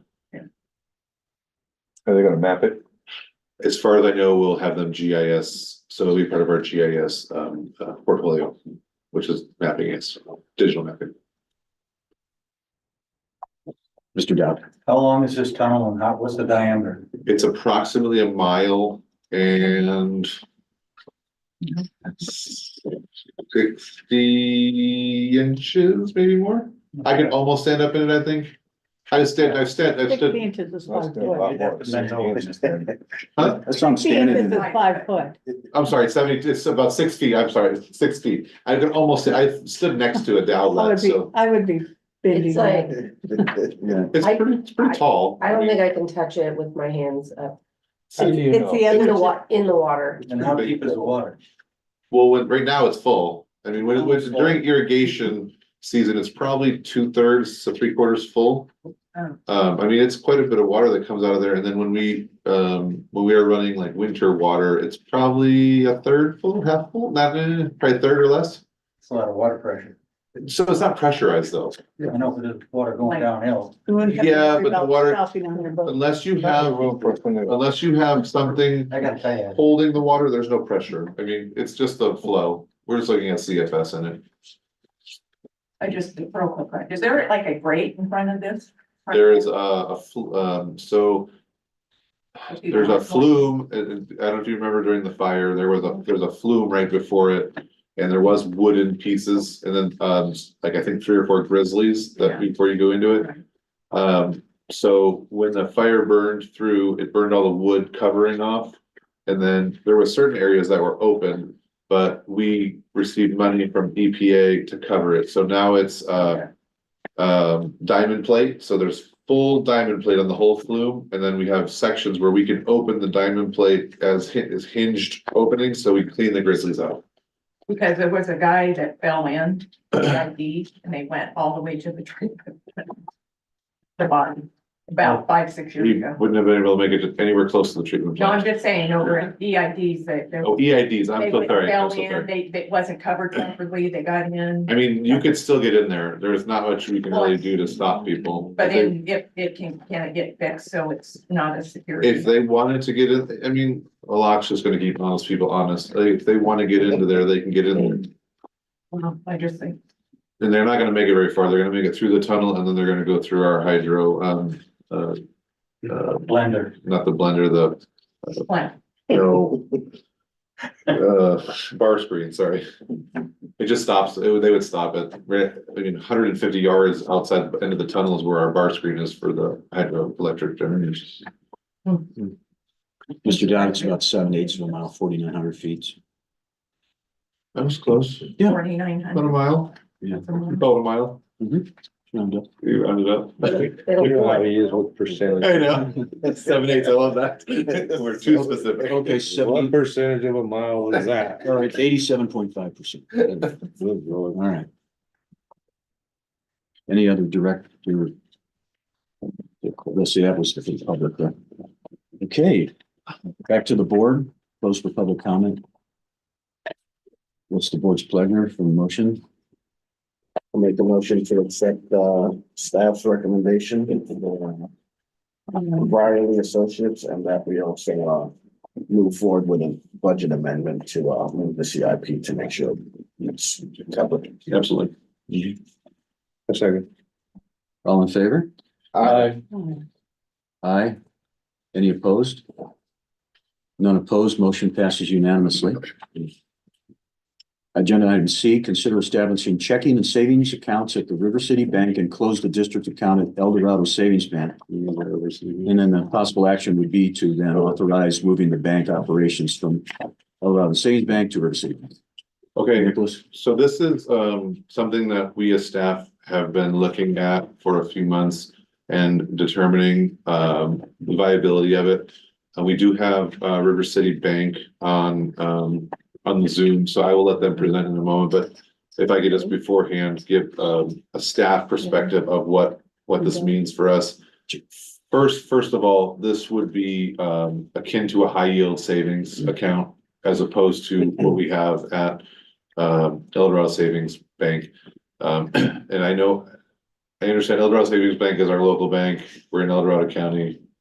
So I do understand the sensitivity of that. If you look at what we can receive from River City Bank, there's a lot more options on how we bank and how we can do things, and it will actually net the district additional funding in investment returns. So we're basically losing money right now by using El Dorado Bank. I mean, it's $11, so I mean, it's not a lot, I get it. But we would have the ability to do instant check deposits here. We would have the ability to have just many more ACH type features for when we process transactions out. And I'm gonna turn it over to Jessica, because I see her here, just because I don't want to miss anything, because she was very integral in sitting in with River City. And they are located in Sacramento originally, and they have a branch in Placerville, so they're still local to us. They still would offer us direct customer service as needed. So Jessica, if I missed anything, or if you want to add anything before we turn it over to River City. Besides the interest dividends to the district, which are exponential compared to being negative every month when it comes to fees versus the interest we get on our money market savings account at Eldorado Savings. We are negative every month, so the interest we receive, mostly because we've moved most of our money into high yield investments, so we don't have that $2 million sitting in the savings account. River City Bank is more progressed. They have more options. We wouldn't have to send people out on company time to do banking issues. Everything can be done in-house. We have someone that goes out every single day, checks the mail, processes all the checks. Has to put all of that into a deposit and then take it to the bank every single day so that we are on time and not holding people's money hostage. We pride ourselves on getting payments done the same day you give them to us, deposited in the bank. So River City has they're more technologically advanced. So we would literally have check readers that would process all the checks, and it would do it all electronically, and we wouldn't have to be going to the bank every single day and purchasing bank deposit bags and all of that. But mostly it focuses down on the interest. And I think, I believe, Jim, are you with River City Bank? I just want to check in. Is that right? Should be. We did have a couple other There was a people. lady. And it's that woman that was on. Yeah, And she's off. I'm not sure if we had other engagements. Work. Yeah. It's only 3:45, unless they're working banker's hours. Ooh. Got one in there. Oh, can I ask a question while we're trying to? Oh, sure. So what do we do with cash? I mean, 'cause normally you would run down there. So we do cash deposits daily. What we'll do is we'll do cash deposits weekly. I will take the cash deposits down to Placerville to deposit. So we don't have the staff time lost. Correct. And we don't get that much cash. Okay, It's I'm like good. $500 a month total in cash. Okay, We'll just lock it in the safe until one day when someone can drop it off on their way home. Just update those practices, so when the audit shows up, it doesn't happen. Yeah, absolutely. Does the River City, you know how there's a list that banks have for you doing bill pay? Will this help that so that you can pay your bill direct to River City? We have no way of knowing when those deposits come in, which accounts they go to. I think what he's asking is if you go to, can we pay? Yeah, but they're still gonna pay us. Well, it's like when I do electronic bill pay through my bank, with the Yeah. US bank. Okay, they can only send an electronic payment to groups that are, you know, on a list, I guess. Sure. And so GPUD isn't on that list, and so the check. my bank actually sends a check. Yes, and that's a big problem for us right now. Right, so is this, Yes, they do. is the fact that you're going with the River City, does that change that? I need to learn more about it, but yes, they do have that. There are a couple different options we can explore because that wouldn't be going through our billing system, so it wouldn't post to your account. Mm. It would be another reporting system that, yes, they would accept the ACH on behalf of your bank, but then there would be some sort of reporting process after that where we would have to manually input all of the. Yeah, because it has to be tied into you guys' It system. has to go through the Tyler system. Right, okay, But yes, it is a possibility. We're just looking at those options. okay, I didn't want to do a day's worth of research. I think and that feel would- like make a lot of people happy. you approved it. Oh, I know. That'd be a bonus, so you're waiting until we hear from us, sir. Well, with the check, like with my Yeah. bank, that adds a few days to About before it gets here. 7 to 10 business days. Right, whereas if you guys were set up like that, then. They're a fairly large bank, so I'm hoping that they can offer some of those extra Okay. services. It's quicker to put. Like I it said, it on would there. just be an extra reporting step for us, but it would alleviate a lot of phone calls that we get. Well, the only other concern that I have is the fact that, you know, and you kind of answered it, was that, you know, how often do you go to the bank? I mean, because that is staff time plus fuel and everything else to go all the way to Placerville. Asked and answered. We wouldn't need to go to the bank at this point. Okay. Right now, we have to go every single day. Right, okay. Director Stovall. This is more of a technical question about the resolution. It says, down in item number 1, that any of the following individuals may sign a check. My concern is that any of the 2 following individuals, I want to be sure that in the resolution, it states that there needs to be 2 signatures on So the check. our policy states that it is required 2 signatures. So that is in another policy. Okay, that answers my question. It says any of the following individuals may Yeah. sign checks, not that only one person can sign checks. It's just those are the. Sorry. Damn, mid-sentence. Gotta get them lawyers in here. You can go ahead and take it. Sorry, It's all good. I feel bad, I'll take it, you know, I'll do something to make up for later, but, when I reviewed the reso, I knowing that there's other policies that we have that are in play. We specifically added number 9 to this reso. That says none of the foregoing shall abridge, circumvent, or otherwise modify existing relevant financial policies of the district. So in other words, what that means is, as to section 1, the one you just read. Yeah. It doesn't mean now you can just have one signatory. It's saying you still follow all the other policies. Yeah, there's 6 people who can sign, but it requires 2 people. And, you know, that, so currently the method is I sign and the treasurer signs, unless the treasurer is unable to, then another board member comes in and signs checks.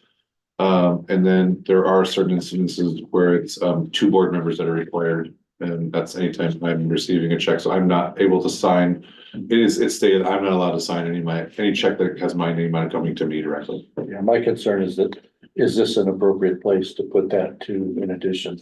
And because it's covered someplace else, that was my concern. Where is that on? I just want to ask, where is that on here? Item The 9. resolution is on, Resolution. it's right after the presentation.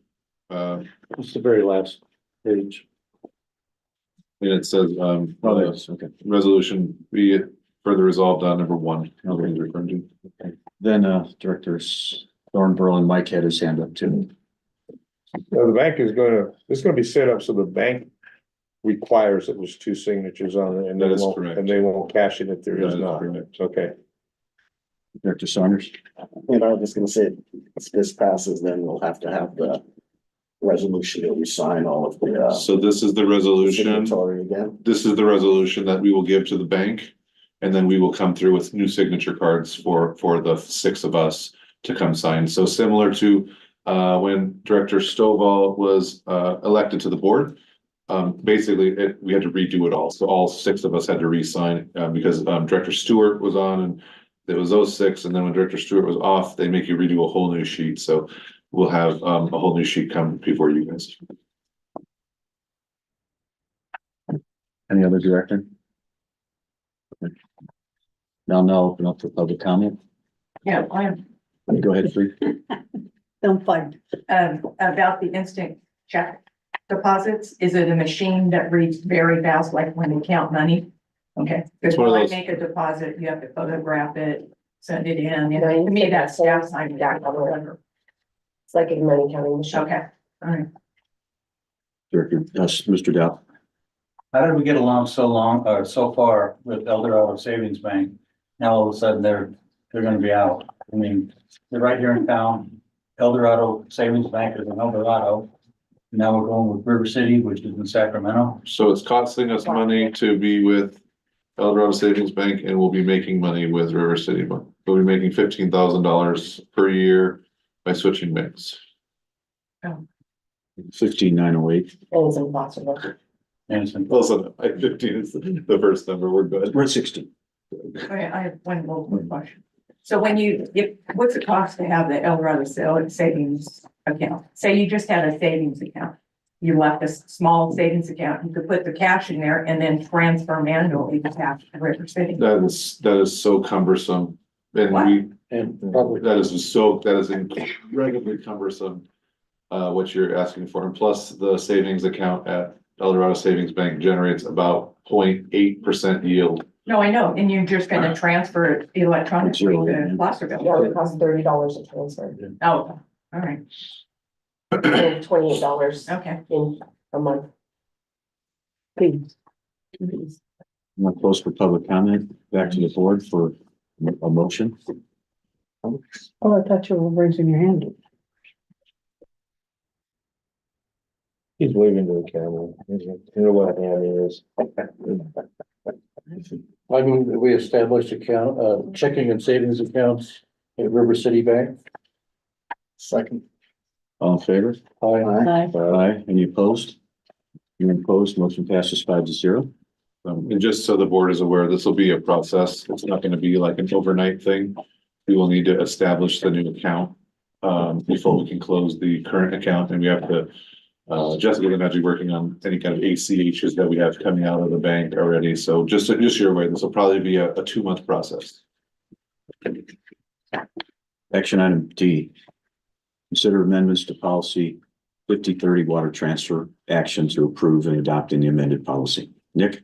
Yes, thank you. We, per board request, we went back to look at this water transfer policy, and we determined that there was a couple of areas where we had some tight windows of wanting to come before the board. So what we were asking for as staff is to open up those windows slightly so that we have some room in case we don't receive a request for transfer, or we receive that request for transfer late. So in number 3 on 5030.04, we would like to change it to, instead of just the March board meeting, we say at or before the April board meeting. In consulting with our water transfer consultant, 9 times out of 10, we should have an answer by April in a typical water year, whether or not they want to make a transfer. So we can do that and coinciding with our water year declaration. And obviously this year we had a little bit of a different process because we didn't receive our notice until May. And so number 4, we would say that at or before the June meeting instead of the April meeting, which is when we would start to actually process and work with the board on the water transfer. And then we did add language that says that we will have 2 weeks prior, the information will be presented to the public. And then one final update was underneath the section D. It's a reservoir refill agreement may be completed after the final purchase agreement has been finalized. So those are the updates that we would like to have changed in this water transfer policy. Director Thorne? I think you need to spell out, that every single one of these steps needs to be agendized at the board meeting. To make it more formal, and also at the same time, it's making the public aware of what's going on. If it's an agenda item, so I think that needs to be more formalized, which is one of the issues that we had before. So I'm not sure how that would be worded. You're looking for an action item so that an There you actual vote can be done, There so, you go.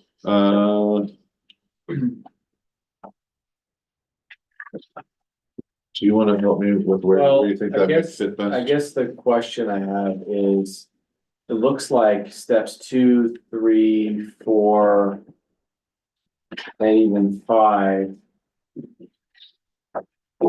all contemplate occurring at board meetings. Or no, at or before the board meetings. Right.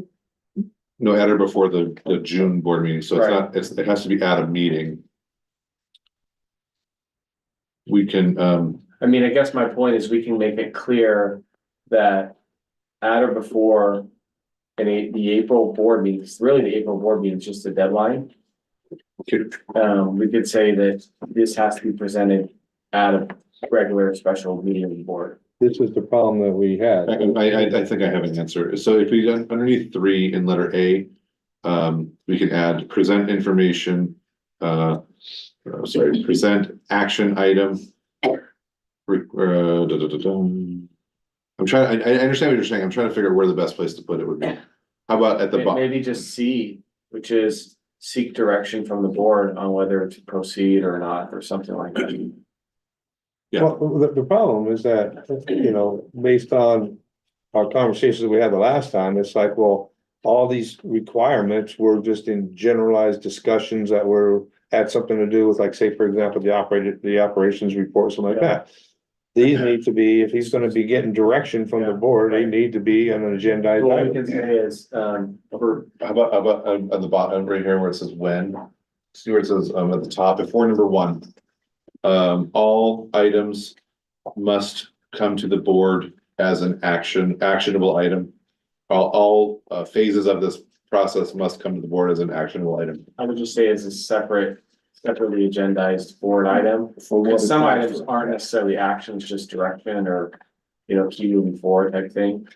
So separately agendized items. Wasn't giving direction and action.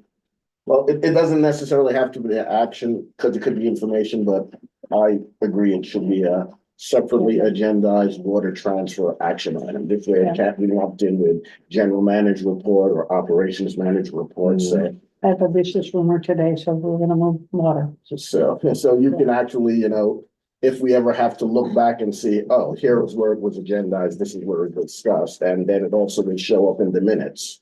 Easier for us to find, so. So under the determination process, would you be okay if we said, when considering a water transfer, the first priority for the district is to ensure adequate water availability for its customers? All items to discuss a water transfer will be agendized under the action items section of a board meeting. Yes. Where are you putting this?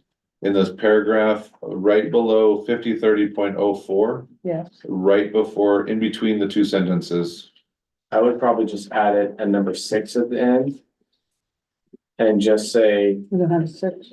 I would add a You're 6. making a 6. I would add a 6. My recommendation is to add a 6 and say for items 2 through 5, because it looks like number 1 is just something that happens. What number 1 is we don't have any control over that. Yes, so I would say for items number 2 through 5 above, each item shall be separately agendized and presented to the board at a duly noticed meeting, something like that. Mhm. And it would cover it all. Okay.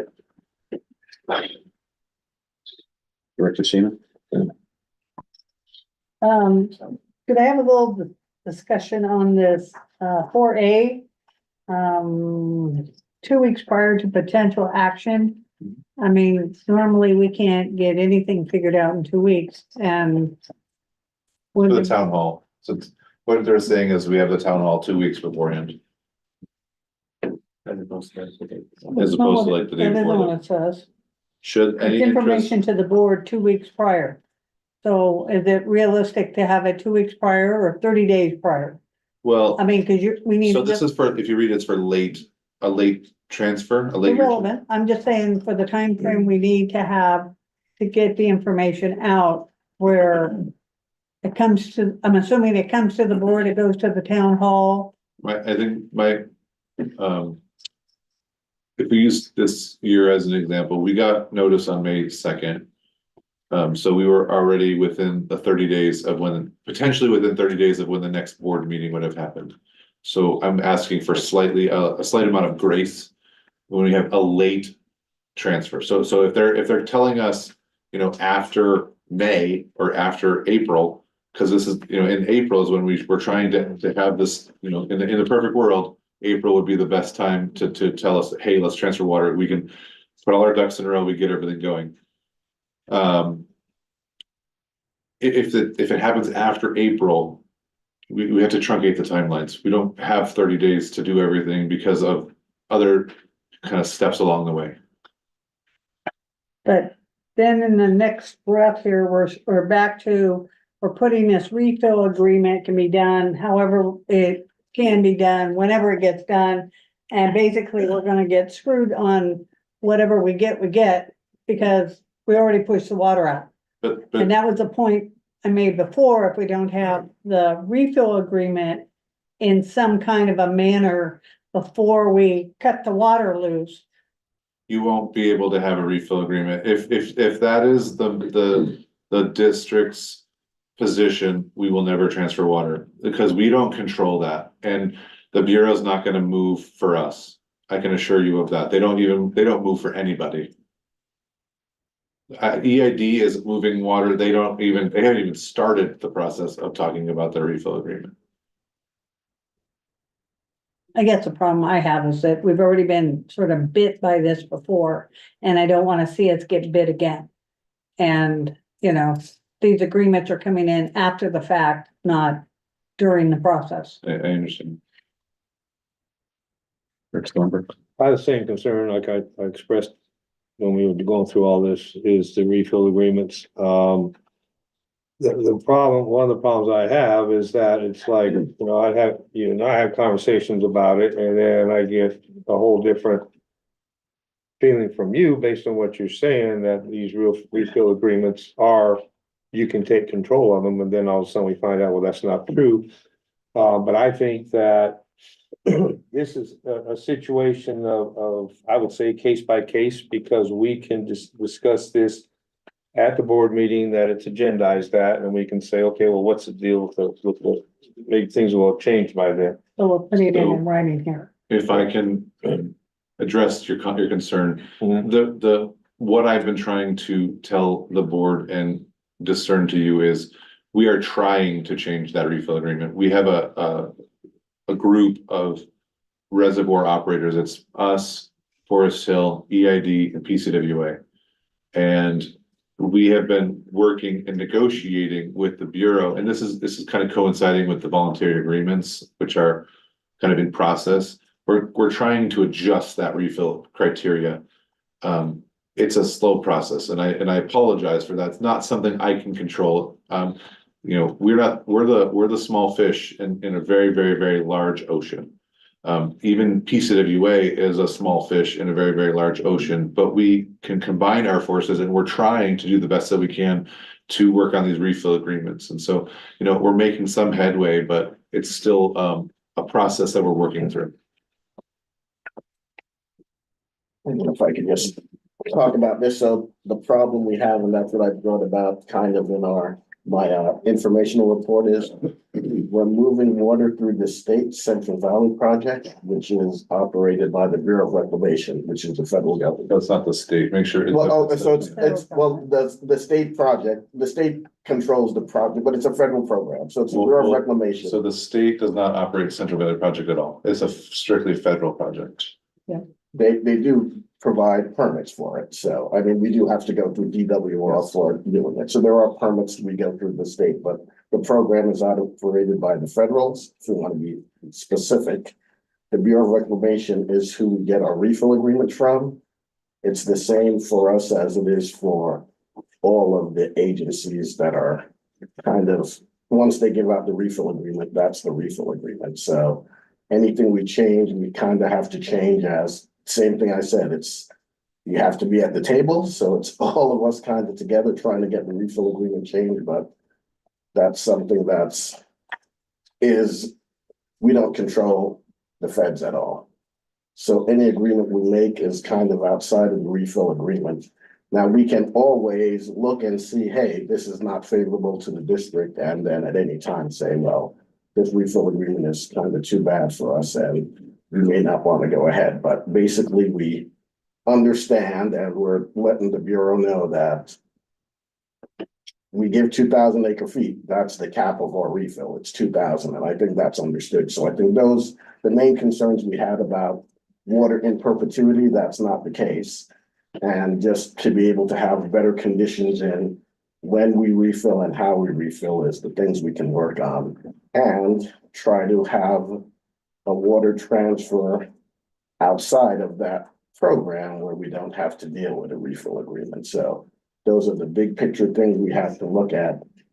And we may have to have these agreements with our voluntary agreements. So I don't know how that's gonna work into that. So we have to make sure our language isn't too restrictive So if we have to do anything, but I know you want to have those, and I agree, those safety things for the district.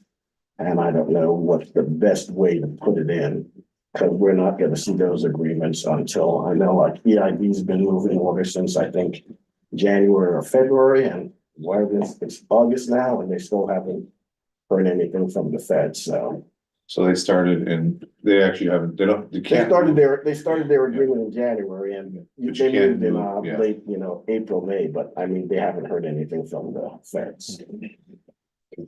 Director Sina. What to do up there? Oh, go ahead. The only other thing, maybe can we add something in here that at some point when the refill agreement is not conducive to be finalized by the district, that we can cancel, in our contract that we can cancel any transfer.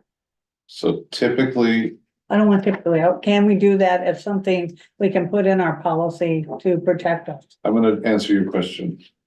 You gotta let me answer your question. The water will be out of the reservoir typically before the refill agreement is in our hands. That's the fear, that we can't go back. Yeah, I understand. And so like we stated, and we've tried to explain is. They can't take more than 2,000, and it's not taking an additional 2,000 acre feet of water. It's taking what should have gone to them anyway. So I'm using round numbers. We have a 20,000 acre foot reservoir. And we give them 2,000, that takes us to 18,000.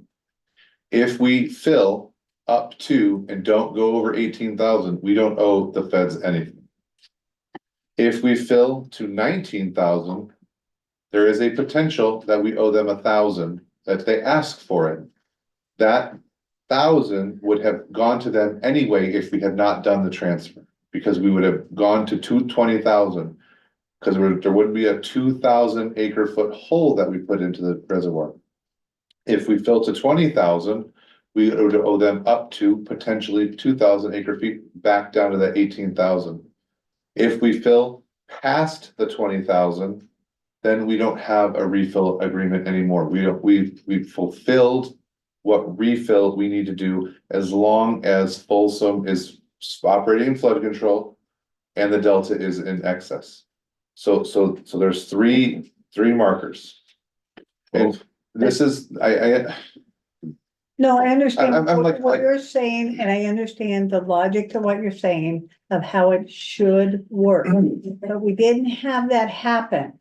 And that's the concern and the problem and the I understand. fear again, that you're asking us to give we're pushing 2,000 or 1,000 or whatever down the road. And we can be paying significantly more depending, well, it's gonna be over the whatever, or it may not be the 1,000. But what I'm trying to say is, we've had this bounce back and forth where we paid, I don't know how many 1,000 acre feet. 585 extra. So it wasn't 1,000, they asked for 585 acre feet of water extra. So there's a lot of fear here, and I understand. They can't ask for more than 2,000. If it's 10 years and we fill nowhere past 18,000 for 10 years, they can't ask for a drop of water.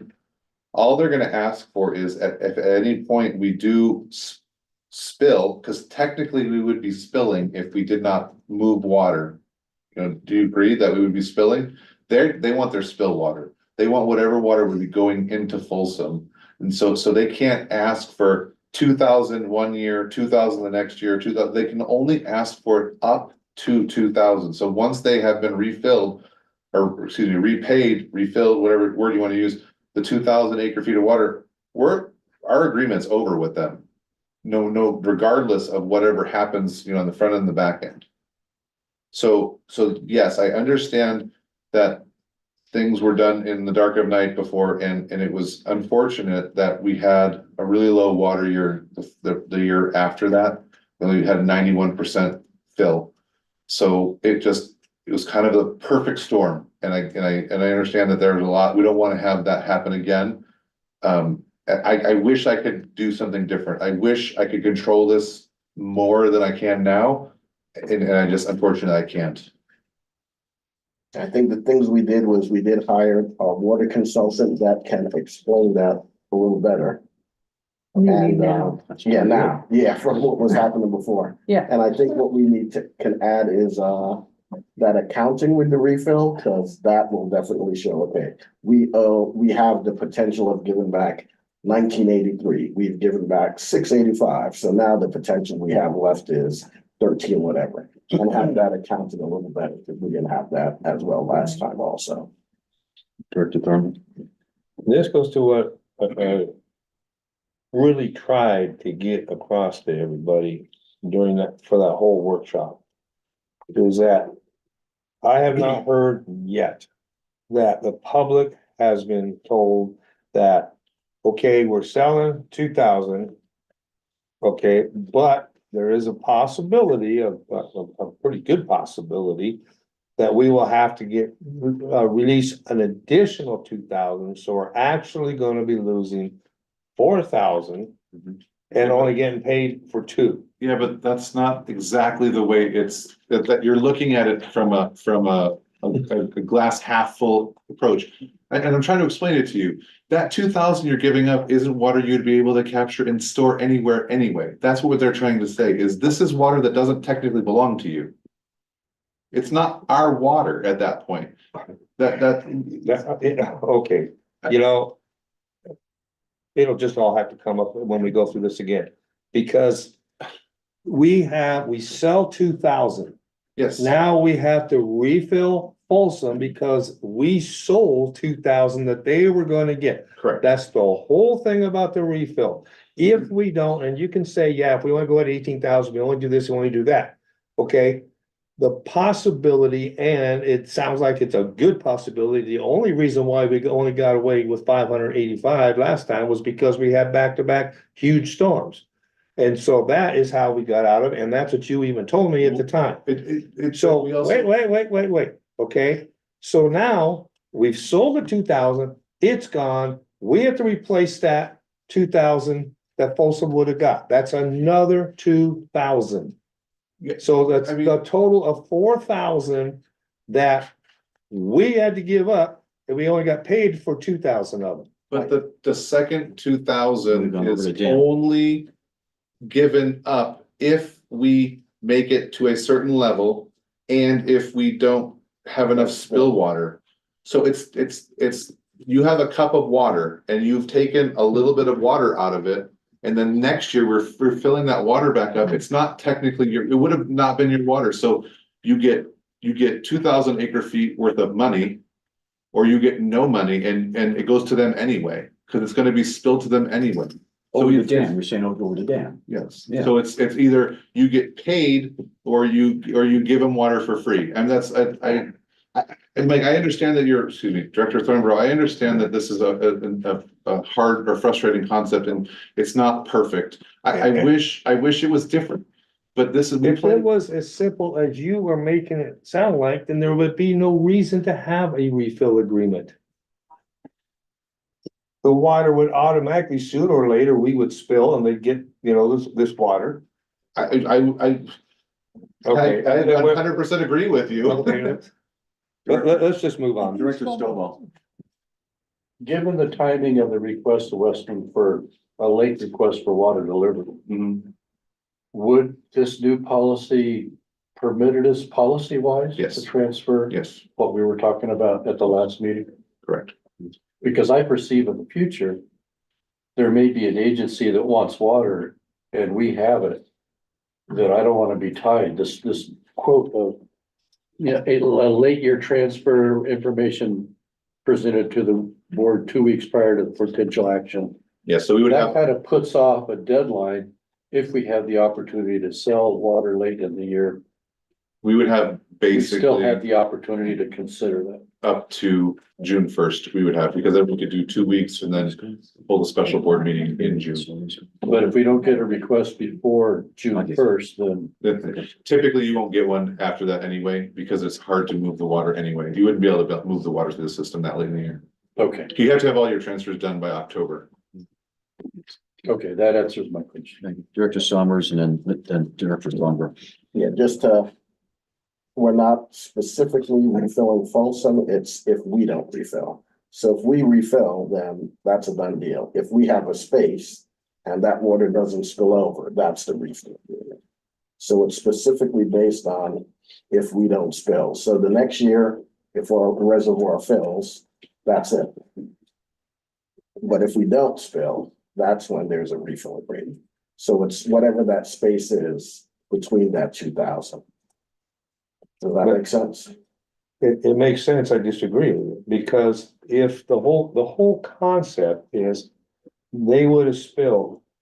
Folsom, our dam would have spilled sooner, and Folsom would have been getting more water if we would not have lowered the level 2,000 feet.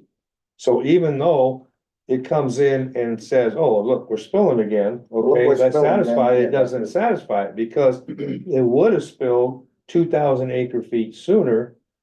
You know, if we wanted to have sold that water, and plus you have to That's factor in 100% correct. the other, you have to factor in you know, the Delta this and Folsom this, you know, That's, and all that sort those of aren't thing. our requirements though. Huh? That's not anything we can we can change, and that has to do, that's where the DWR portion comes in, is the delta. Mhm. The delta wants, the DWR wants to make sure the delta has whatever water in this environmental water, so that's not something we have control over, that's, you know, the fish flows and everything else.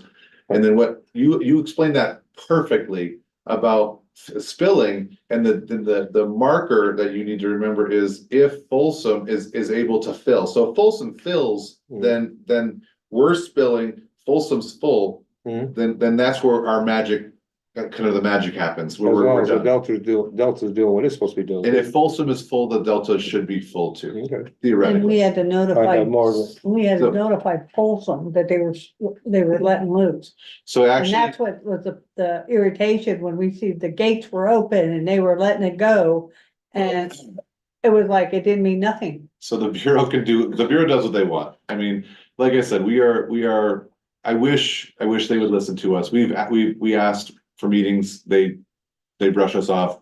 We asked for, you know, to sit down and talk to them about this, they brush us off. We try to make amendments, we try to make changes. They don't, that's not. This is a privilege that they, in their minds, this is a privilege that they allow us to do. And it's our resources, it's our stuff. I'm just hoping that the district can take advantage of those resources, so. I would just like to add to or comment on what Bob said, as far as a late transfer. That would be under the assumption that these other steps were done when they were supposed to be done. Yeah, we will make sure that we meet all the markers this time. All right. Another question, give me some context of how this situation could or would change if we had additional storage, Stumpy Junior or whatever. We would have more water to be able to be moved through the system. And we would have plenty of water for our constituency. We wouldn't have as many issues making sure we could fulfill all the water requirements for the district. If, say, Stumpy Junior had 6,000 acre feet or 4,000 acre feet, is that acre feet that we would owe? Folsom? Because we're, I mean, theoretically, but you would only owe it out of the reservoir you pull it from, so you wouldn't owe it out of your current reservoir. So if you say we have Stumpy and we don't transfer out of Stumpy, we transfer out of Reservoir B, only Reservoir B would be affected, not Reservoir A. Does that make sense? so, So you transfer, okay, so if we use Reservoir B, we could sell water out of Reservoir B and only be concerned about Reservoir B That's being correct. refilled. that's the reason why I've been exploring water supply, additional water supply for the district. Because it seems that we only own the water we could store. Say it one more time. We only own the water we store. Correct. Our water right is we can store up to 20,000 acre feet per year. So if somebody is half full, then we can only store 10,000. But this is under an assumption that we can negotiate and have that kind of that kind of agreement in place with the state. it's not a for sure given that if we build another reservoir, we're gonna be allowed to store, and if we shift it out of one reservoir and not the other, that's all something that has to be agreed on through the state first before we can go down this other path. So our water rights, the way our water rights are written, it would allow us to store the water. So, yeah, you're. Yes, everything is a negotiation because we're going to have to negotiate with the state to enact the water right that we have, to have a second storage reservoir.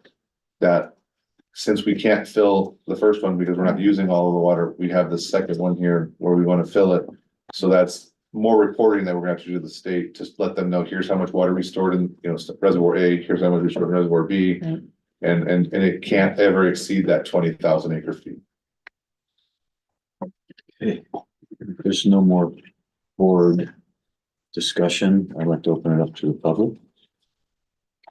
Any comment, question?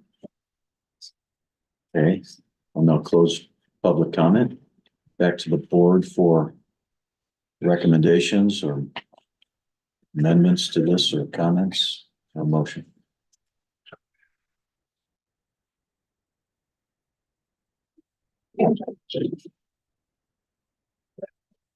I think unless anybody wants to add anything to it. I don't know whether the bureau is that's the hard. You have to add 6. Deal with the fence, so I mean, Can we, Frank brought up a good point on the, number 2. We may want to adjust. Sorry, make it at the February board meeting instead of at the January board meeting. How about we do this? I don't know how this to be a motion or not.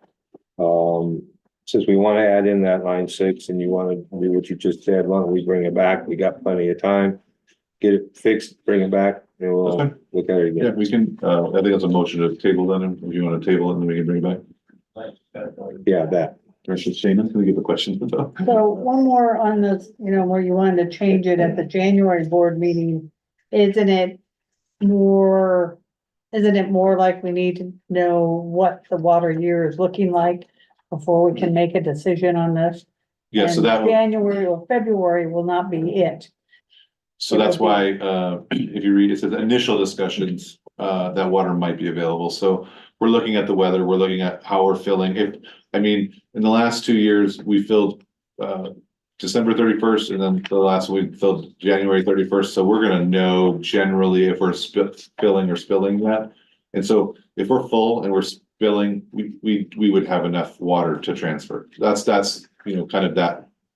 But- Initial discussions is we have water, we're full, we can transfer. But then we have that discussion of whether or not we're having irrigation or not at a later date, and that's where that water year analysis comes in. Yeah. And that's when we should probably be doing this, not before that. I think that's why it's initial discussions, just to say, hey, we're full, we're doing really good, we're looking like, hey, this is something we can do this year if it comes up, and then at the April meeting or we can have that as part of the same irrigation piece that you're talking about is when we actually would say, yes, let's pursue a water transfer this year.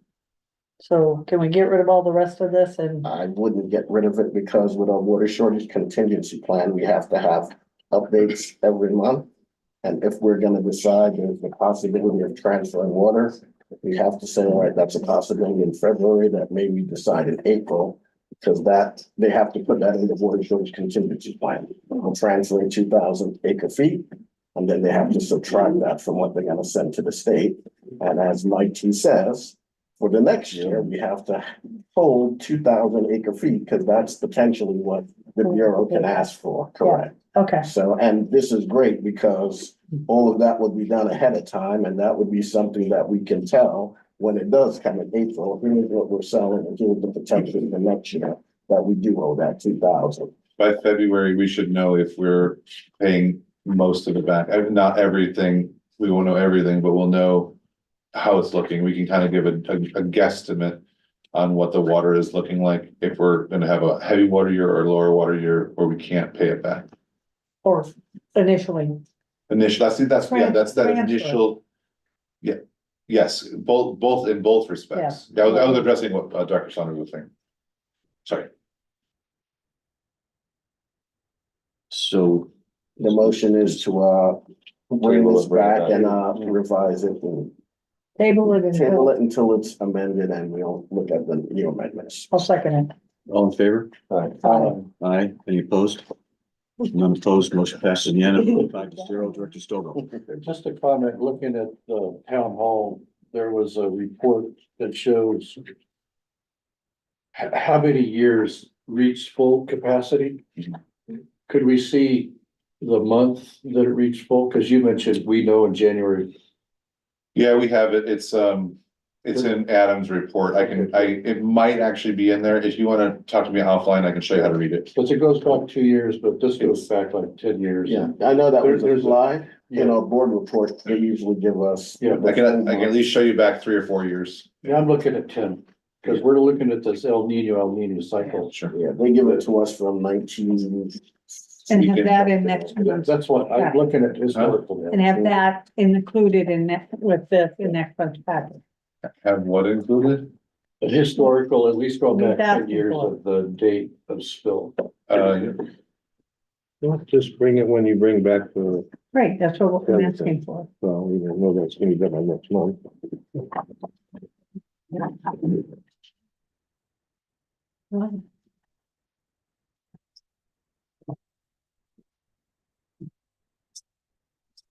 Leave it alone. Moves on. I should check in. All right, we're moving on to item E, discuss board member conference attendance charges. Nick. Yes. Questionable point of order. I think that, I don't know if this is a point of order or not, but I think if I'm the one that once had this, requested this be on there, that I should be the one that tells why I wanted it on there. Because the narrative that you got here is not why. I was just going to go through my information, but I think it's probably best just for consistency that he presents the item. And then the board members can individually express their viewpoint. And in your response, you can explain what you think you're incorrect or inaccurate about the presentation, but that way the future reflects by board members still coming in the same process of the staff presenting the staff report. Yeah, all right. so the board requested item at the last board meeting to discuss travel charges for Director Saunders and Director McDonald at the recent Aqua conference that was held in Sacramento. It is in regard to lodging requests. Director Saunders incurred lodging in the amount of $692.13. Director McDonald incurred lodging in the amount of $355.45. Both of the directors are involved with Aqua on a high level. Director McDonald is our JPIA representative. And this conference coincides with the Aqua conference. Director Saunders is our alternate representative. They are required to be there for voting purposes. Furthermore, Director Saunders is currently serving on the Aqua Region 3 board as the vice chairperson. And this person is required as well to be at the Aqua event for the meetings. The staff realizes that we did not receive prior authorization for this beforehand, noting that these are appointed positions and there is resolution stating that they are appointed positions. And we are requesting, staff recommends that the district approve the attendance I said it wrong earlier, so for the Director Saunders and Director McDonald for fiscal year 23-24. I'll turn it over back to the president and he can discern which board members would like to speak. I think Director Thornball should clarify or add to or clarify what you said. Whether or not well, first of all, so that everybody understands, I'm the treasurer. I'm responsible for signing the checks that we pay for. I'm also responsible for making sure that policy is followed when it comes to disbursements and stuff. I have a couple issues with this. this came up a couple months ago, shortly after the conference, which was held in Sacramento. And Nick and I had discussion back and forth and said, well, this isn't for the policy. All the things that you talked about and whether or not they needed to be there or not is irrelevant when it comes to reimbursement for the hotels. Because the policy clearly states that, not, you get permission to go to these things, but you have to have a separate permission in order to pay the hotels. The issue I had at the time is the issue I still have. It's in Sacramento. We got no business getting a hotel room for a conference in Sacramento. Now, another issue and the way this whole thing came about was that in all the discussion that was held, including the subsequent changing of the policy, all this focus was on reimbursement to the board members. Okay, so that's what it was for these hotel expenses. That's what was discussed.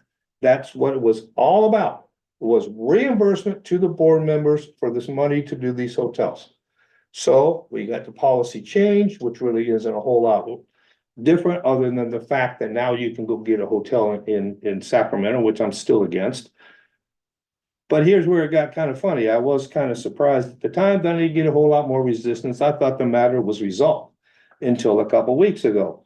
Then I get the credit card bill and I find out the directors didn't pay for the hotel. It was put on the district credit card all along. And not a single one of the three people that was involved in this ever told me that, well, it's not going to be a reimbursement because they didn't pay for it. It was put on the card.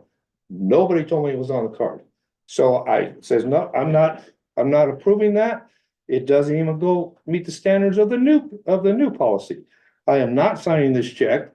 So unfortunately, since it was on the credit card, we kind of need to make the credit card payment. And so I says, okay. I says, I am not approving this. And so I says, the only way this is going to get approved is if the board as a whole overrides me. So we need to have an item put on the agenda, and then the board can override me if that's their choosing, because I am not approving it. It doesn't meet the policy, and I really didn't like the way that it was, the way it was presented to me. And then I find out a couple months later, here's the credit card charges. So it was never a reimbursement because they never paid it. The district paid it. So that's the issue that I have. That's why I have this put on there. And so now the board can do whatever, for it to get approved, it's good. They're going to have to override me because I'm not on board with it. And it's totally irrelevant on whether or not they should have been there, because this is the lodging part of the policy, which is separate from the going to the convention. So that's why this is here. If I could just address the credit card portion, and it was my understanding, and this was discussed, not this budget cycle, but previous budget cycle, was by having a line item in the budget and just a cap per board person. It was allowing the district to pay those charges so that we could get the hotel blocks, the discounted rates, earlier rates. And so that was my understanding of why it was put on the credit card. So that's all I'll add to that. Director Saunders has hand up. So we changed the district policy last year in July. So I've been on the board for 6 years, and my assumption was when we approved people going for conferences, it included the conference, the lodging, and the travel. When people go to, prior to last year, going to a conference is an extreme fiscal financial burden on anybody who's going before then. You have to prepay for the conference, your lodging, and your travel. And this could be anywhere from $1,500 to $3,000 that you're paying. So it's above our stipend. And the way that our board meetings are, we are always behind the early bird. So we always have to pay an extra $50 to $125 for registration. We miss out of the hotel block because there's a discount block they give, but it might be 1,000 or so people. And once you're late, you miss out that hotel block. And the last two conferences that I went to, I was only able to get Sunday to Wednesday hotel blocks, meaning I had to pay Wednesday to Thursday myself. I didn't ask the districts for reimbursement for that. Wednesday to Thursday for some of them cost more than Sunday to Wednesday. And some you had to go way out and Uber and all of that in parking, but I don't charge the district for that. So we changed the policy to allow more fiscal risk to be removed from the district and the directors by having the district pay for conferences and hotel. We changed that policy, and I asked for the policy to put in here so people can see that that was changed. The policy now states that the district will pay for the conference and the hotel prior. The other problem that this is when the district does do that, they will maybe coordinate with the directors on what day they're going, but when that's done, we no longer see the hotel bill. We don't know where we're going and what it costs. So we don't have control of that. So that's done to make sure it's in the block, that we get the group discount rate, and they may be able to put staff and the directors together when they get the hotel. So there may be some change in the decrease fees and less impact on the district.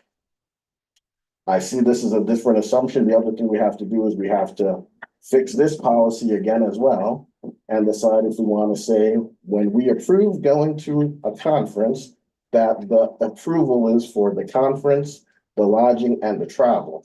For it to come back months later and then we say, well, we're not approving the lodging because it's based on what the policy is. And the policy did not let someone stay at the hotel, and the district asked if we wanted to stay at the hotel. We didn't ask. So the district did it per policy.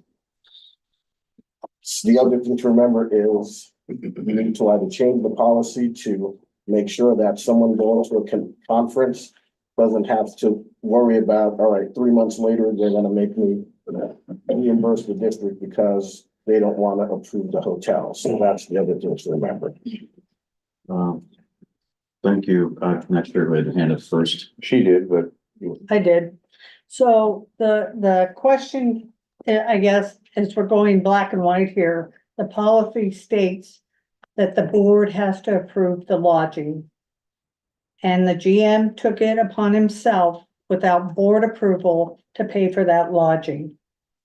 So that's a big flag for me, not understanding why that happened or why it was allowed to happen when both policies, the policy prior and the amended policy we just did, both of them specifically state that lodging has to be board approved, and it wasn't. And then the other one is also each person attending the conferences must submit a written report. You always do. Bubba? And the other, Written or verbal. well, it says written in our policy. So the other person does not. So I think that's a big flag that we need to, it may need to be changed in the future, but as of right now, that these two costs need to be reimbursed to the district. reimbursed to the district. What? Huh? Reimbursed to the district? Yeah, Yeah. because the district paid out the money. The district paid, these, the board members did it. And then this, I understand everything that you're saying, Okay, that's. but there's two issues that you seem to be overlooking. Number one, you were on the committee, on the policy committee. You were instrumental in making that policy. And so it's like, you can't really come back and say, well, you know, I'm we not used to be saying, like well, this, you know. it used to be like this. Yeah. Don't say Also- that, don't characterize it like that. The other but- thing is that the issue about the hotels, I understand everything you're saying, and you're right, except that it's Sacramento. It's 40 miles away. That's the issue. You're gonna explain to our customers how you went to a conference in Sacramento, right down the road, and got hotels, and that the customers have to pay for. That's my biggest issue, is getting it in there. And now even with the new policy, it is wrong big time. I mean, to me, the way the policy is now, it's a scam being perpetrated on our customers. Because you're referencing the district office as the distance so that you can qualify to get a I think they hotel. took out the district office. Huh? No, the district, that's not true. The distance is for getting reimbursement for mileage. No, mileage does. No, Mileage is no, for anything. it was That's for the hotel. Mileage is not up to board approval, so. Nope, but there's nothing to do with the mileage, it has to do with the hotel. So what you're doing is they got three board members that live approximately 40 miles from Sacramento. And now you've added the 15 miles up to the district office from Cool. And so now that puts in within the 50 miles, so they get a hotel, even though they're not going the 50 miles, they're only going 41 miles. But back to the item at hand, is that it didn't get permission from the board. Okay, that's the technical aspect of it. For me, there's the moral aspect, which I have to do the technical part as the treasurer, I understand that. But it's like explaining to our customers why you're paying for a hotel to go to Sacramento. That's a big issue. The other issue is that I have that really upset me was all of the discussion. All of it that we've had, that even resulted in changing the policy. It was all about reimbursement to the directors. You know, because reimbursement to the directors means that the directors shell out this money and they're gonna get the money back. And not once did anybody of the three people that knew about it ever say to me, oh, well, you know, we didn't really pay for it, the district paid for it. That's in the. So that was a policy. blind side. That was That's in blindsided. the district policy we changed in July. Now, I'm willing to pay back the $692, I don't care. But we need to change the policy to say, if people are going to conference, we are approving everything. Because if we're going to piecemeal stuff and months later say, oh, we don't want you to go lodging, oh, we're not going to do that. The other question I'd like to ask our attorney is, how far back can I go in asking for mileage from the district? Can I go back fiscal year? Can I go back to January? Because I need to pay this back and I'm gonna pay it back from the mileage of all the free stuff I'm doing. I'm not doing for free anymore. I mean, the question's related to like the statute of limitations, Yes. 3 or 4 years. Okay, so I will probably go back 3 or 4 years and put in all my mileage. And if I could just add, I don't mean to step on toes, but since I was brought up, I'd like to just defend my actions, I guess, which I didn't think I'd have to. When you approved Director Saunders and Director McDonald as the JPIA representative and alternate, it was under the assumption that they were required to be at these meetings. Maybe I overstepped and said that approval was prior board approval. So I will take whatever you would like for me to take in learning that lesson. I didn't think that this would be such an issue. And secondly, as stated during the budget process, it was mentioned several times that we were going to use this line item to have pre-arranged travel for the board members. So We changed the policy and it's in the policy July 2023. You keep going back to the same thing. There's two separate things. It's like you keep saying, well, they needed to be there. They needed to be there. Okay, and the board said they can go or whatever. That is not the issue. The issue is you got hotels in Sacramento against the board policy in that there was not authorization to do that.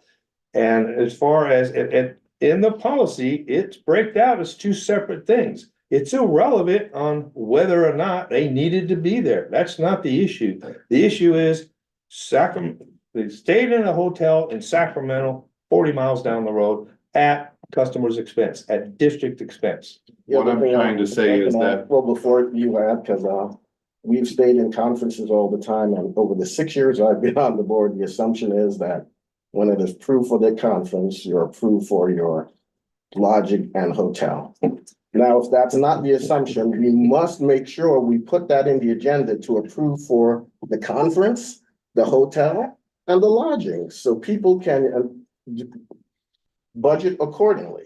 Because I would have definitely have just picked my own hotel, as I always do, and I don't reimburse the district. So we have to make sure we change the policy so it's black and white, because in 6 years I've been here, 4 years with all of you, no one has ever approved my lodging separately. Have you ever gone and got lodging in No one has, Sacramento? it's because you don't like Sacramento. I've stayed in Sacramento every time I've had a conference there. Yes, I have. Because I'm not getting up at 3 a.m. to drive. You I just came didn't up with the reimburse the policy. district. You I just came up didn't with the reimburse the policy. district. I changed the policy after Director Seaman put in mileage specific. There was no mileage in the policy beforehand.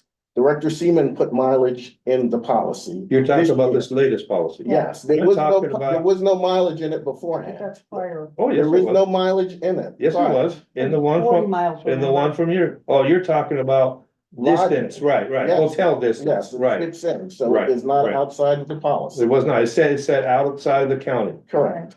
right, you're correct on that. I am correct, yes. Right. Director Seaman.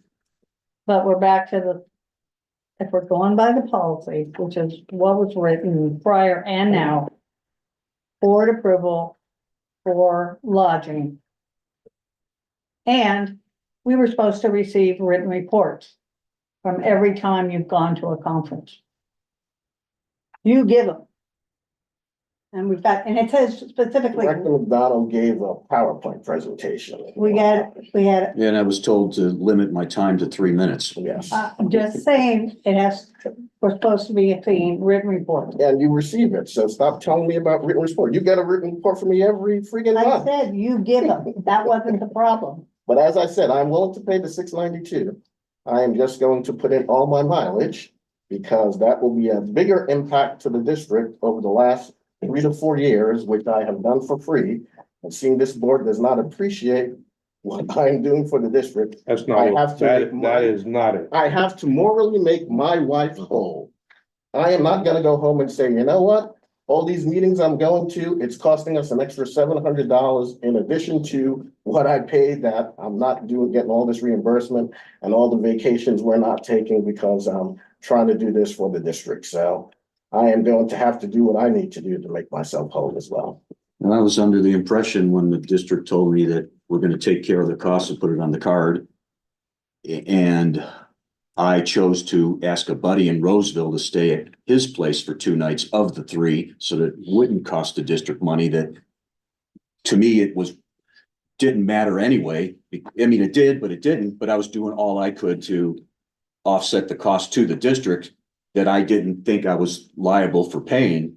And then to offset that, I did drive home to his place, and it did cost extra parking because I wasn't a guest at the hotel, so that costed extra on another ledger, plus the $100 in gas or travel expense. So it wasn't a direct savings, but it was an offset by a few $100s. So the real cost to the district really wasn't $335, it was maybe somewhere in between. So when Director Saunders and I go places, we carpool, we share the Uber, my wife would drive, so it's just one expense. We do what we can where we can.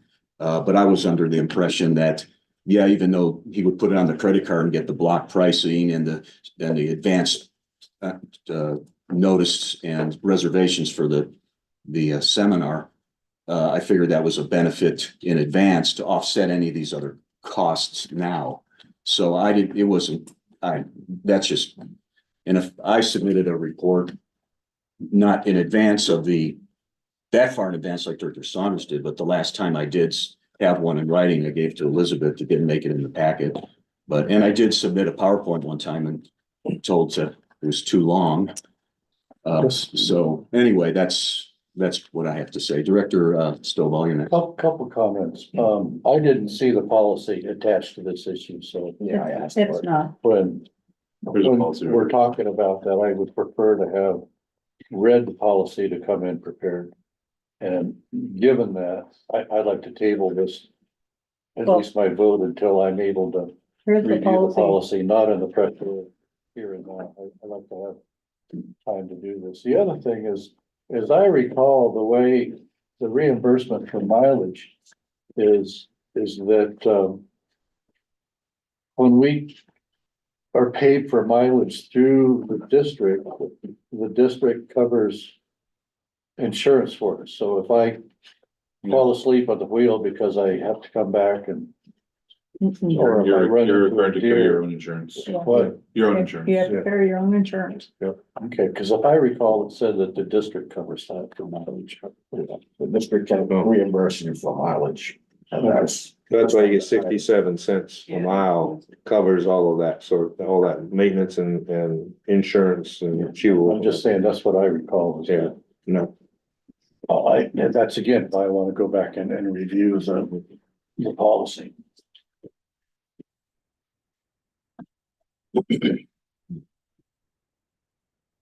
The other question is that the board approved. I don't remember the amount for travel, lodging and registration for the board, not particular board members for the year. Mhm.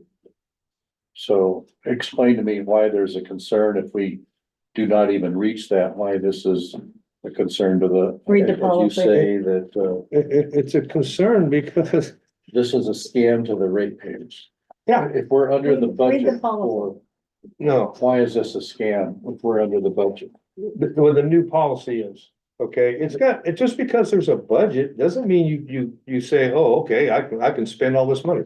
That's not, a budget is a not to exceed amount, it's not a spend it, you must spend amount. No, I. First of all, But if we second of spend all, less of that. the scam part is the fact that when the new policy, it says that if your conference, Point of order, you have to base this on when we went to the conference. Well, it's You a can't prior base this policy. on a I new understand that, policy. he's asking me why, what my reference is, And I would also try to avoid calling it a scam.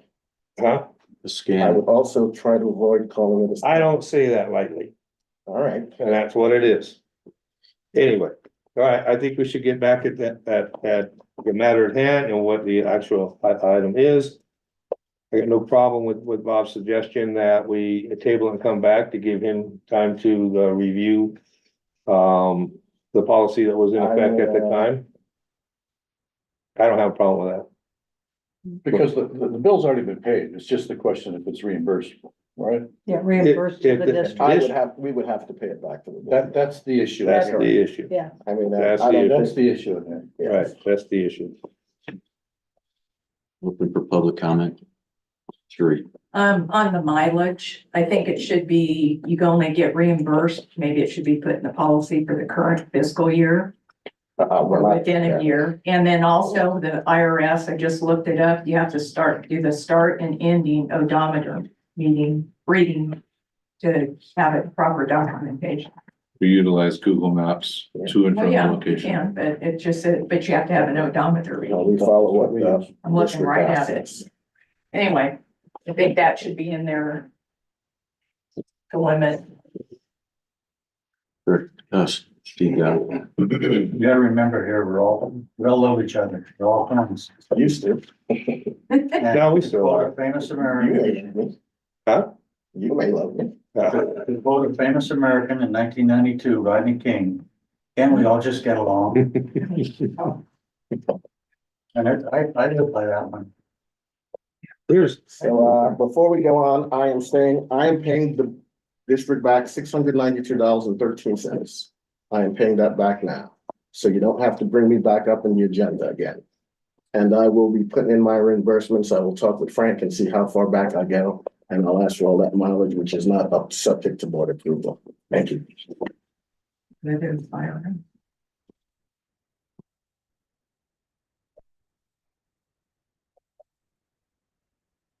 Won't do something. Motion to, and we get a motion. It says here, expense for lodging, travel by public transportation and incidental expenses incurred by the attendance at meetings or conferences outside the county are subject to prior approval of the board of directors.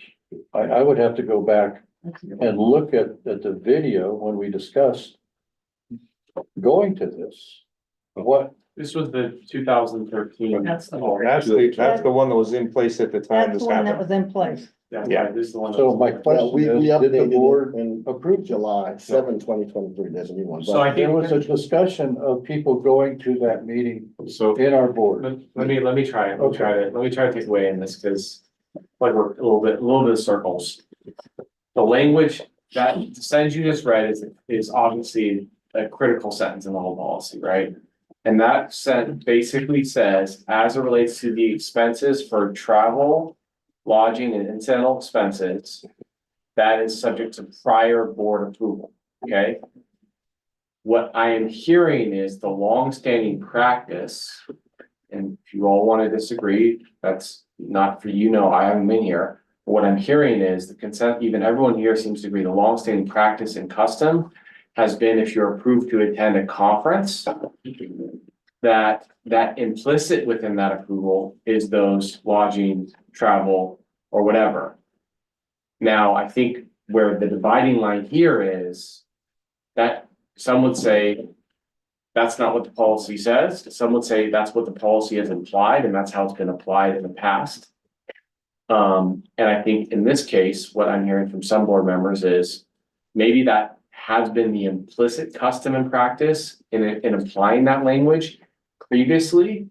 But what past practice is not dispositive of what the language actually is. And number two, that doesn't necessarily apply when we're only in the Sacramento County. So I think that's the nub of the policy issue here is the policy language itself. If you read it on its in plain language, it says the expenses related to that travel are subject to prior board approval. Some would say, based on past practice, that prior approval is implicit when you approve the actual conference or whatever it is. Others would say, not if it's in Sacramento. And regardless of past practice, that doesn't matter. So I think that's the nub of the issue here. And what I see here is that there's nothing in the policy that says that there was an action when the decision was made to send people to this conference to separate those out. And for separating them out, I mean, and if it was not approved by the board, then the board members should be reimbursing for everything. The cost of the conference, because if the argument is They that approved this was not approved, so I'm not paying back for that. my question is to go back to the minutes to verify if attendance at this conference was approved by. I think attendance of the conference was approved. I think there was a schedule, right? That was approved. Well, so this was, And then if it was approved, it's a package deal. We don't pull out lodging or this or that. Well, I guess what I would say is the language on itself says expenses for lodging, blah, blah, blah, and incidental expenses incurred for attendance at meetings or conferences outside of the county are subject to prior approval. So this language in itself separates travel related costs and the approval of the travel related costs from the actual conference attendance. Just to get out of here in decent time, I'd like to make a motion. I'll make a motion that we bring this back with the policy for review. I also recommend that we bring back the reimbursement policy so that can be reviewed. I also recommend we bring back the treasurer's policy because no board member should be calling another board member asking for financial information. And I also recommend that in light of this, where the assumption was that conferences was a package and it's not, and also because there are potential changes in December between elected officers and roles, I also recommend we bring back the conference choices for 2025 because people may decide to go to different conferences based on what has occurred now. Thank you. I have a question. What are you talking about? A board member calling somebody for financial? I don't need to talk to you now about it. You didn't talk to me about this. You'll see it on the agenda.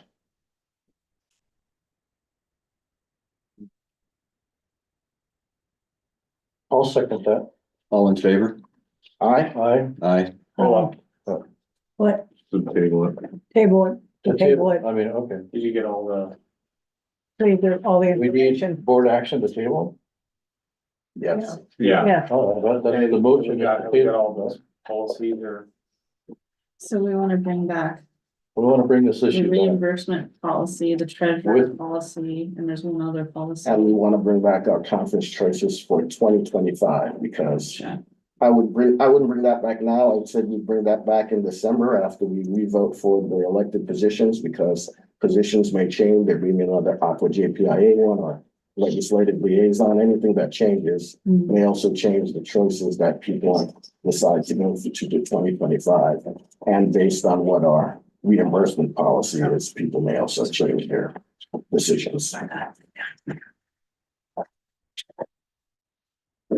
But I will pay back the $692.13 because I do not like to be called a scammer publicly by my board members. You called me one, thank you, No, I did not. thank you. I don't take that lightly either. I did not call you a scam. I said that's a new policy. At this time. We, go into public hearing at 5:07 PM. This is, direct charges ordinance, certification of annual direct charges, fees and assessments. Possible action received, reading and receive public comment in the option. Are there any members of the public? who We've would got to read, just the first, we're gonna read the title in and then we'll get public comment.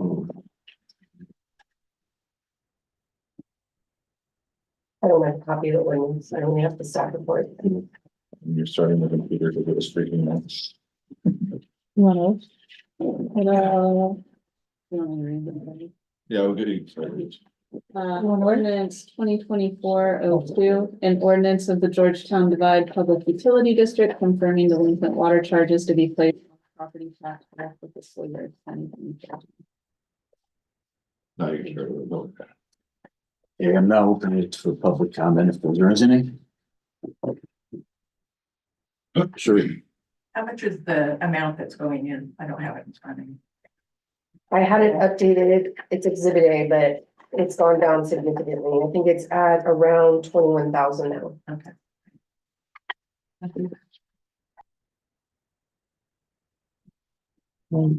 I, Close it for public comment. This is public hearing. What's that? This is actually a public hearing. Okay. Yeah. Okay, so no So closing, you've opened the public hearing, yeah. taken public testimony. You can close the public hearing now if you want. Oh, that's what I just did. Okay, I close it for public hearing What time? at 5:08 PM. 5:05. 5 PM. So I really opened it at 5:03 PM. So I'm closing it after. Okay. Director Stovall. question or comment, and I may be in error, just as an example. I looked up the APN number for a bill that somebody had for almost $2,000. It's the fourth one from the end. And it appeared to me from the county records that that's vacant land. Most of those are fines for theft of water. Oh, it's not just billing. Oh. It's all monies owed the district. money owed. All right, that answers my question, so. And the smaller amounts are usually penalties people are refusing to pay, even though they can request to have them waived one time. Director Okay. Seaman. And That also, answers my question. I know that also, if they have those meters still hanging out on their property, They still pay the base charge. right, so I mean, that could be that too.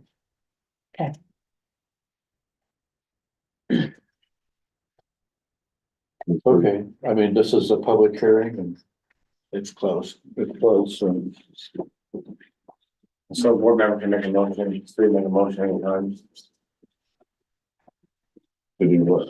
Accept the public hearing and to accept the ordinance and allow us to continue to move forward with the county. So moved. Second. All in favor? Wow. Aye, motion passes 5-0, none opposed. And now we will adjourn it. 5:06. That's surprising how much information. You get to take. Go to closed session. Closed session, you get to open public. Okay, I need it. Open for public comment before closed session. No, none. Close for public comment. Level 6. Oh, close. We're adjourned for recess. 5 minutes, 10 minutes. Then we'll go to closed session.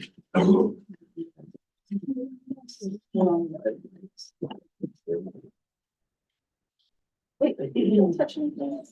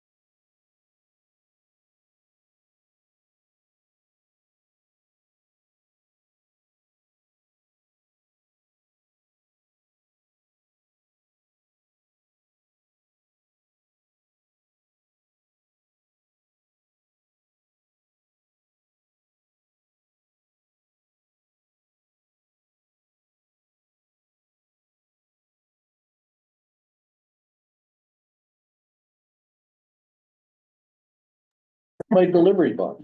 I think I've eaten half of them. But You eat the have. rest of them, you know? I don't think I can eat the rest of them. All right, we're on. Alright, we're good. we're on.